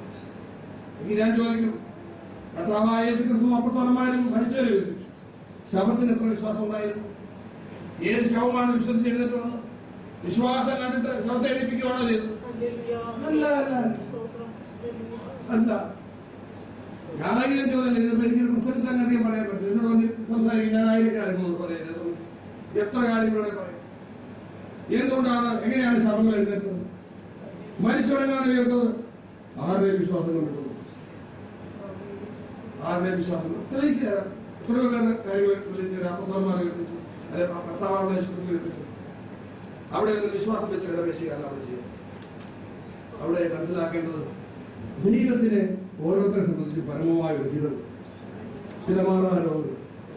ഞാൻ പറയാം, അല്ലെങ്കിൽ തളർന്ന് കിടക്കുന്ന കിടക്കയിൽ കിടന്നുകൊണ്ട് വനമൂത്ര വിസർജനം ചെയ്യുന്നു. ഭാര്യ പണിക്ക് പോയത് ദഹിച്ചുകൊണ്ടിരിക്കുന്ന കുഞ്ഞുങ്ങളെ നോക്കുന്നു. ആ കുടുംബത്തോട് നിങ്ങളോ ഞാനോ എന്ന് പറയും? പ്രാർത്ഥിച്ച് കരയുക, ശുദ്ധഹൃദയത്തോടെ കർത്താവോട് നിലവിളിക്കുക, മനസ്സരിയണമെന്ന് പറയുക. കർത്താവേ, ഞങ്ങളോട് കരുണ ചെയ്യണമേ, നിന്റെ ദാസനെ എഴുന്നേൽപ്പിച്ചു വിടണമേ, നിന്റെ പൈതലിനോട് കരുണ കാണിക്കണമേ. ഇതിനപ്പുറത്ത് ക്രൂരമായി നമ്മൾ ആവശ്യപ്പെടുന്നവരാണോ ഈ കർത്താവ്? നമുക്കൊന്നും ചെയ്യാനായിട്ട് സാധിക്കും. ചങ്ക് പൊട്ടി നമ്മുടെ പാപങ്ങൾ പറയും, കുറവുകൾ പറയും. നിങ്ങളുടെ അവിശ്വാസം ക്ഷമിക്കണമേ കർത്താവ്, വിശ്വാസത്തിന്റെ കുറവ് വഴി കുറവ് തീർത്ത് തരണമേ കർത്താവ്. അതിനപ്പുറത്ത് എന്ത് ചെയ്യാൻ നമുക്ക് എന്നുള്ളത് വേദപുസ്തകം സൂക്ഷിച്ച് പരിശോധിച്ച് നോക്കിയാൽ, വളരെ ശ്രദ്ധയോടെ പഠിച്ചു നോക്കിയാൽ ദൈവത്തിന്റെ വഴികൾ പല നിലയിലും പല സ്ഥലങ്ങളിലും നമുക്ക് അഗോചനം. ദൈവത്തിന്റെ വഴികൾ അറിഞ്ഞുകൂടാത്ത നിലയിലായി വെളിപ്പെട്ട് കിട്ടിയതോളം മാത്രമേ നമുക്ക് അറിയാനായിട്ട് സാധിക്കൂ. നിശ്ചയമാണ് മുറിഞ്ഞരഞ്ഞു പോയ അവയവങ്ങൾ, ഞാൻ ഈ ലോകത്തെ പ്രവർത്തനത്തിലൂടെ കണ്ടു. അരഞ്ഞുപോയ അവയവങ്ങൾ മുറിഞ്ഞ് ആ ബാക്കി ഭാഗങ്ങൾ അരഞ്ഞുപോയി. അങ്ങനെയാണെങ്കിൽ ആ ഇരിക്കുന്ന അവയവങ്ങളെ കിളിർത്ത് വരണ്ടേ? സൗഖ്യമാക്കാൻ കർത്താവിന് ചിലത് കഴിയും, ചിലത് കഴിയില്ല എന്നുണ്ടോ? പ്രിയപ്പെട്ടവരെ, നമുക്ക് മനസ്സിലാക്കാൻ കഴിയാത്ത ധാരാളം കാര്യം ദൈവം നമ്മുടെ ജീവിതത്തിൽ അനുഭവിക്കുന്നു. തന്റെ സോവറിൻ പിന്നിൽ താൻ ചില കാര്യങ്ങൾ നമ്മുടെ ജീവിതത്തിൽ അനുഭവിക്കും. അതിനെ സ്വീകരിക്കുന്നവരാണ് വിശ്വാസം, അത് അംഗീകരിക്കുന്നവരാണ് വിശ്വാസം. നമുക്കറിയാം, യോബിന്റെ ചരിത്രത്തിൽ എല്ലാം നഷ്ടപ്പെട്ട അവസ്ഥയിൽ താൻ ചാരത്തിൽ കൊണ്ട് ഞാനെല്ലാം മാന്തിക്കേറിക്കൊണ്ടിരുന്ന സമയത്ത് തന്നെ ആശ്വസിപ്പിക്കാൻ ആരുമില്ല. തന്റെ പ്രിയ ഭാര്യ പറഞ്ഞു, പോയി ചാക്, ദൈവത്തെ ശമിച്ചു പോയി മരിക്കുക എന്ന് പറഞ്ഞുകൊണ്ട് തന്റെ പിന്നിൽ നിൽക്കുക. ഒരുപക്ഷെ ആ സ്ത്രീയും അദ്ദേഹത്തെ ഉപേക്ഷിച്ചു. എല്ലാം നഷ്ടപ്പെട്ട്, സ്വസ്ഥത നഷ്ടപ്പെട്ട്, ശരീരത്തിന്റെ സുഖം മുഴുവൻ നഷ്ടപ്പെട്ട്, വേദനയും ആദിയും നീറ്റലുമായി കുത്തിയിരിക്കുന്ന ആ മനുഷ്യൻ എന്താണ് പറഞ്ഞത്? ദൈവം തന്നു, ദൈവം എടുത്തു, ദൈവത്തിന്റെ നാമം ദൈവ മഹത്വത്തിനായിട്ട് നമ്മുടെ ഹൃദയം എപ്പോഴാണ് കർത്താവിന്? ആരാണ് വിശ്വസിക്കുന്നത്? ആരാണ് വിശ്വസിക്കുന്നത്? സൗഖ്യം പ്രാപിച്ചവനാണോ? നിങ്ങൾ 9 പേരുടെ 9 പേരുടെ പഴുത്ത് കൊടുത്ത് അവരെല്ലാം അടർന്ന് കിട്ടുന്ന ജീവികളായി തെരുവീതികളിൽ എല്ലാവരും കല്ലെറിഞ്ഞോടിച്ചുകൊണ്ടിരുന്ന ഇവരിൽ ആ 9 പേർ ഇവിടെ തിരിച്ചു വന്ന നേരത്തിൽ എത്രയോ വേദനകളിൽ രോഗങ്ങളിൽ രോഗശീലിൽ കർത്താവിന് ഓർത്തു. ഞങ്ങളോട് പറഞ്ഞു, വിജയഗേരിയുടെ കുടുംബജീവിതം ഞാൻ പറഞ്ഞു. നമ്മളൊക്കെ ഈ ഇന്ത്യയിലും കേരളത്തിലോ ഇന്ത്യയിൽ വിശ്വസിക്കുവാൻ അടിസ്ഥാനമിട്ടുന്നൊരു മനുഷ്യനാണ് വിജയഗിരി. അദ്ദേഹത്തെ കുറിച്ച് നിങ്ങൾ പഠിക്കും. അദ്ദേഹം എങ്ങനെയാണ് ജീവിച്ചു? അദ്ദേഹത്തിന് എന്ത് ആശ്വാസമുണ്ട്? കൊച്ചു പിഞ്ചു കുഞ്ഞ് പിഴഞ്ഞു വരിക നടന്നുകൊണ്ട് പൊട്ടിക്കരഞ്ഞ് ഭർത്താവിനെ കടിച്ചു പറിച്ചു ആ ഭാര്യ. ഒരു ഭ്രാന്തിയായി, 3 ഭ്രാന്തിയായി. ഇല്ലെങ്കിൽ എനിക്ക് കൊടുക്കാത്ത സൗഖ്യം, മകന് കൊടുക്കാത്ത സൗഖ്യത്തിന് വേണ്ടി പിടിവലിയ എന്തുകൊണ്ട് കൊടുക്കും? ഇല്ലെങ്കിൽ തന്റെ കുഞ്ഞ് നഷ്ടപ്പെടും. ഒരു വാക്ക് മാത്രം പറയാതെ വാരി എടുത്തുകൊണ്ട് പോയി കുപ്പയിൽ മാന്തി കുടിച്ചു. ഒരു പട്ടിയെ കൊണ്ടുവരാൻ അവരാണ് വിശ്വാസം ചെയ്യുന്നത്. ദൈവം തന്നു, ദൈവം എടുത്തു, ദൈവത്തിന്റെ ജീവിതത്തിൽ അനുവദിച്ചു, ഇത് തീരുമാനിച്ചു. അവിടുത്തെ നാമം നഷ്ടപ്പെട്ടെ എനിക്കറിയില്ലല്ലോ. അവിടുത്തെ കർത്താവിനോട് യോബിനോട് ചോദിച്ചു, നിനക്ക് കത്തുന്നതിന്റെ അഗാധത്വം ഗ്രഹിക്കാമോ? എങ്ങനെയാണോ ചോദിച്ചു? നിനക്ക് കത്തുന്നതിന്റെ അഗാധത്വം ഗ്രഹിക്കാമോ? അദ്ദേഹം പറഞ്ഞു, എനിക്കൊരു കേൾവി മാത്രമേ ഉണ്ടായിരുന്നു. ഇപ്പോൾ കണ്ടാലേ പ്രിയപ്പെട്ടവര്, വാസ്തവത്തിൽ ഞാൻ പറയുന്ന ഈ മനുഷ്യൻ ദൈവത്തെ കണ്ടു. ഇസ്രായേൽക്കാരിലെ വലിയ ആളുകളൊക്കെ ഇസ്രായേലിന്റെ വലിയൊരു നിര പുറകെയുണ്ട്, വലിയ കൂട്ടമായിട്ട് അവരൊക്കെ ഒന്ന് കേട്ടവർ മാത്രമേ തൊട്ടറിയുന്ന വിശ്വാസം. ഞാൻ ഇനി അങ്ങനെ ഇത് തൊട്ടറിയുന്ന വിശ്വാസം. 4 എന്തൊക്കെയാണ് ആ ലക്ഷണങ്ങൾ? 1 സ്നേഹം, 2 ഔദാര്യം, 3 താഴ്മ, 4 ആശ്രയം. ഇവിടെ കർത്താവിൽ താൻ ആശ്രയിച്ചു, തനിക്ക് തന്റെ കാര്യം സാധിച്ചു ചെയ്തു. അത് 15 വീട്ടിൽ മടങ്ങി വന്നപ്പോൾ ദാസനെ സൗഖ്യത്തോടെ ഇവിടെ സംഭവിച്ച ഏറ്റവും വലിയ കാര്യം കർത്താവ് ആശ്ചര്യപ്പെട്ടു. കർത്താവ് അത്ഭുതപ്പെട്ടു പോയത് ഈ 4 ക്വാളിറ്റികൾ കൊടുക്കാൻ കഴിഞ്ഞു വന്നാൽ നമ്മുടെ ജീവിതത്തിൽ ഒരുപക്ഷെ ഇതേ നിലയിലുള്ള വിശ്വാസത്തിലേക്ക് നിങ്ങൾ വളരുവാനായിരിക്കാം ചില കാര്യങ്ങൾ കർത്താവ് നീക്കിയത്. നമ്മുടെ കർത്താവിന് മുമ്പിൽ നമ്മുടെ വിശ്വാസവും വായിച്ചത് എന്റെ കർത്താവെ ആ ശതാധിപന്റെ വിശ്വാസം എന്റെ വിശ്വാസമാണ്. സ്നേഹത്താൽ നിയന്ത്രിക്കപ്പെടുന്ന അഗാധമായ വിശ്വാസം. ഭൗതിക നിയമമായ അഗ്രകർമ്മമോ അല്ലെ പരിശോധന പോലുള്ള മതനിയമങ്ങളിൽ കുടുങ്ങി മതപരതയിൽ കുടുങ്ങി ഉള്ള ഒരു ജീവിതമല്ല കർത്താവെ. സ്നേഹത്തിൽ എന്റെ സഹോദരങ്ങളെ സ്നേഹിക്കുന്ന, സഭയെ സ്നേഹിക്കുന്ന, വിശ്വാസികളെ സ്നേഹിക്കുന്ന, വിശ്വാസ സമൂഹത്തെ സ്നേഹിക്കുന്ന, ചെറിയ വരുന്നോ വലിയ വരുന്നോ ഒരു സെഗ്രിഗേഷൻ ഇല്ലാതെ സ്നേഹിക്കുന്ന ഒരു സ്നേഹം എന്റെ കർത്താവിന് നൽകുന്നു. എന്റെ കർത്താവിനെ താഴ്ത്തുന്നു. എന്നെ വീണ്ടും വീണ്ടും എനിക്ക് എളിമ നൽകണമേ. എന്റെ കർത്താവ് അതിനുവേണ്ടി പ്രാർത്ഥിക്കും. ഈ 4 രുചിസ് ഉണ്ടാകാൻ വേണ്ടി പ്രാർത്ഥിക്കും. സൗഖ്യത്തിന് മുമ്പ് അത് കഴിഞ്ഞിട്ട് നെയ്യേ, അത് കഴിഞ്ഞിട്ട് ദൈവം ആശ്ചര്യപ്പെട്ടു. ഇവൻ കേട്ടല്ലോ, ഇവരെന്നെ അനുസരിച്ചല്ലോ, ഈ വചനങ്ങളെല്ലാം സംസാരിച്ച ശേഷം കർത്താവ് ചെയ്യുന്നത്. അവർ കേട്ട വചനം അനുസരിച്ചല്ലോ, അത് അവർ താഴ്മയ്ക്കായിട്ട് അപേക്ഷിക്കുന്നല്ലോ, അവർ താഴ്ന്നു കൊടുക്കും. എന്താണ് ജീവിതത്തിന് ജ്ഞാനം കുറവുണ്ടെങ്കിൽ ഭർഷിക്കാതെ ഔദാര്യമായി നൽകുന്ന ദൈവം. ജ്ഞാനം ചോദിച്ചുകൊണ്ട് രാവിലെ തൊട്ട് വൈകുന്നേരം വരെ ചോദിച്ചാൽ ദൈവത്തിന് മനുഷ്യൻ ഉണ്ടാകുകയെന്നാണ് ആ വാക്ക് പറയുന്നത്. ഒരു വഴക്കുണ്ടായി. രാവിലെ ചോദ്യം, ഉച്ചയ്ക്ക് ചോദ്യം, ഉച്ച കഴിഞ്ഞ് ചോദ്യം. ഞാനെന്താ ഈ ക്രിസ്ത്യസ് സ്നേഹമുള്ള ഹൃദയം എനിക്ക്, നിർമ്മലമായ ഹൃദയം എനിക്ക് താന്നാണ് ആരും പ്രാർത്ഥിച്ചത്. പാപം ചെയ്ത് ജീവിച്ച് മടുത്ത് കർത്താവിനെ കോപിച്ച ആ മനുഷ്യൻ, എളിമയുള്ള മനുഷ്യൻ പറഞ്ഞു, അയ്യോ അയ്യോ, ജനാകൃത്യത്തിൽ ഒരുവായി പാപത്തിൽ എന്റെ അമ്മ എന്റെ ഗർഭം ധരിച്ചു എന്ന് പറഞ്ഞു. നിർമ്മലമായ ഒരു ഹൃദയം നീ കഴുകിയാ പോലും ശരിയാവുന്നു. ഒരു പുതിയ ഹൃദയം, ഭാര എന്നുള്ള വാക്കാണ് ഉപയോഗിച്ചിരിക്കുന്നത്. ക്രിയേറ്റ് ഇൻസൈഡ് എന്നുള്ള ആശയം. എനിക്ക് പുതിയൊരു ഹൃദയത്തിനുള്ള ആഗ്രഹിക്കുക. സ്നേഹമുള്ള ഹൃദയം, ഔദാര്യം പണിഞ്ഞെടുക്കുന്ന ഹൃദയം, ധൈര്യങ്ങളോട് ആർദ്രത വരുന്നത്, എളിയവരോട് ബഹുമാനം വരുന്നത്, എളിയവരെ ചേർക്കുന്ന ഹൃദയം, സാധുക്കളോട് ഒരു ആർദ്രത തോന്നുന്നത്, അത് താഴ്മയുള്ള ഹൃദയം. ഏത് സാഹചര്യത്തിലും നിന്നെ ട്രസ്റ്റ് ചെയ്യാൻ ആശ്രയിക്കുവാനുള്ള ഒരു ഹൃദയം. ഇന്ന് രാത്രി പ്രാർത്ഥന അവൻ ചോദിച്ചു, ചോദിച്ചത് സലമോന്റെ കാര്യം പറഞ്ഞു. സലമോൻ ചോദിച്ചു, എനിക്കൊന്നു മാത്രമേ, നീ എന്നെ ഏൽപ്പിച്ചിരിക്കുന്ന ഉത്തരവാദിത്വം പൂർത്തീകരിക്കാൻ ആവശ്യമായ ഞാനില്ല. അത് ഇനി ഞാൻ തീരത്തെ മണത്തിലുള്ള ജാതിയെ നോക്കുക ന്യായപാലം ചെയ്യാൻ കഴിയില്ല. ഞാൻ ചോദിച്ചതിന് തന്നെ ഇമ്മീഡിയറ്റ് ആയിട്ട് കിട്ടുന്ന ഉത്തരവുകൾ അത് വാങ്ങിച്ചു കഴിയുമ്പോൾ നമ്മൾ കാര്യങ്ങൾ മനസ്സിലാക്കും. ജ്ഞാനം വന്നു കഴിയുമ്പോൾ മനസ്സിലാക്കും ദൈവം ചെയ്യുന്ന അവൻ, ദൈവത്തിന്റെ വലിയൊരിതാണെന്ന് മനസ്സിലാവുമ്പോൾ നമ്മുടെ ഹൃദയം സ്വന്തം സമാധാനത്തോടെ ജീവിക്കുവാൻ ദൈവം നമ്മെ സഹായിക്കട്ടെ. ഈ ഗുണങ്ങളുള്ള ഈ ഹൃദയം അലങ്കൃതമാകട്ടെ. ദൈവനാമം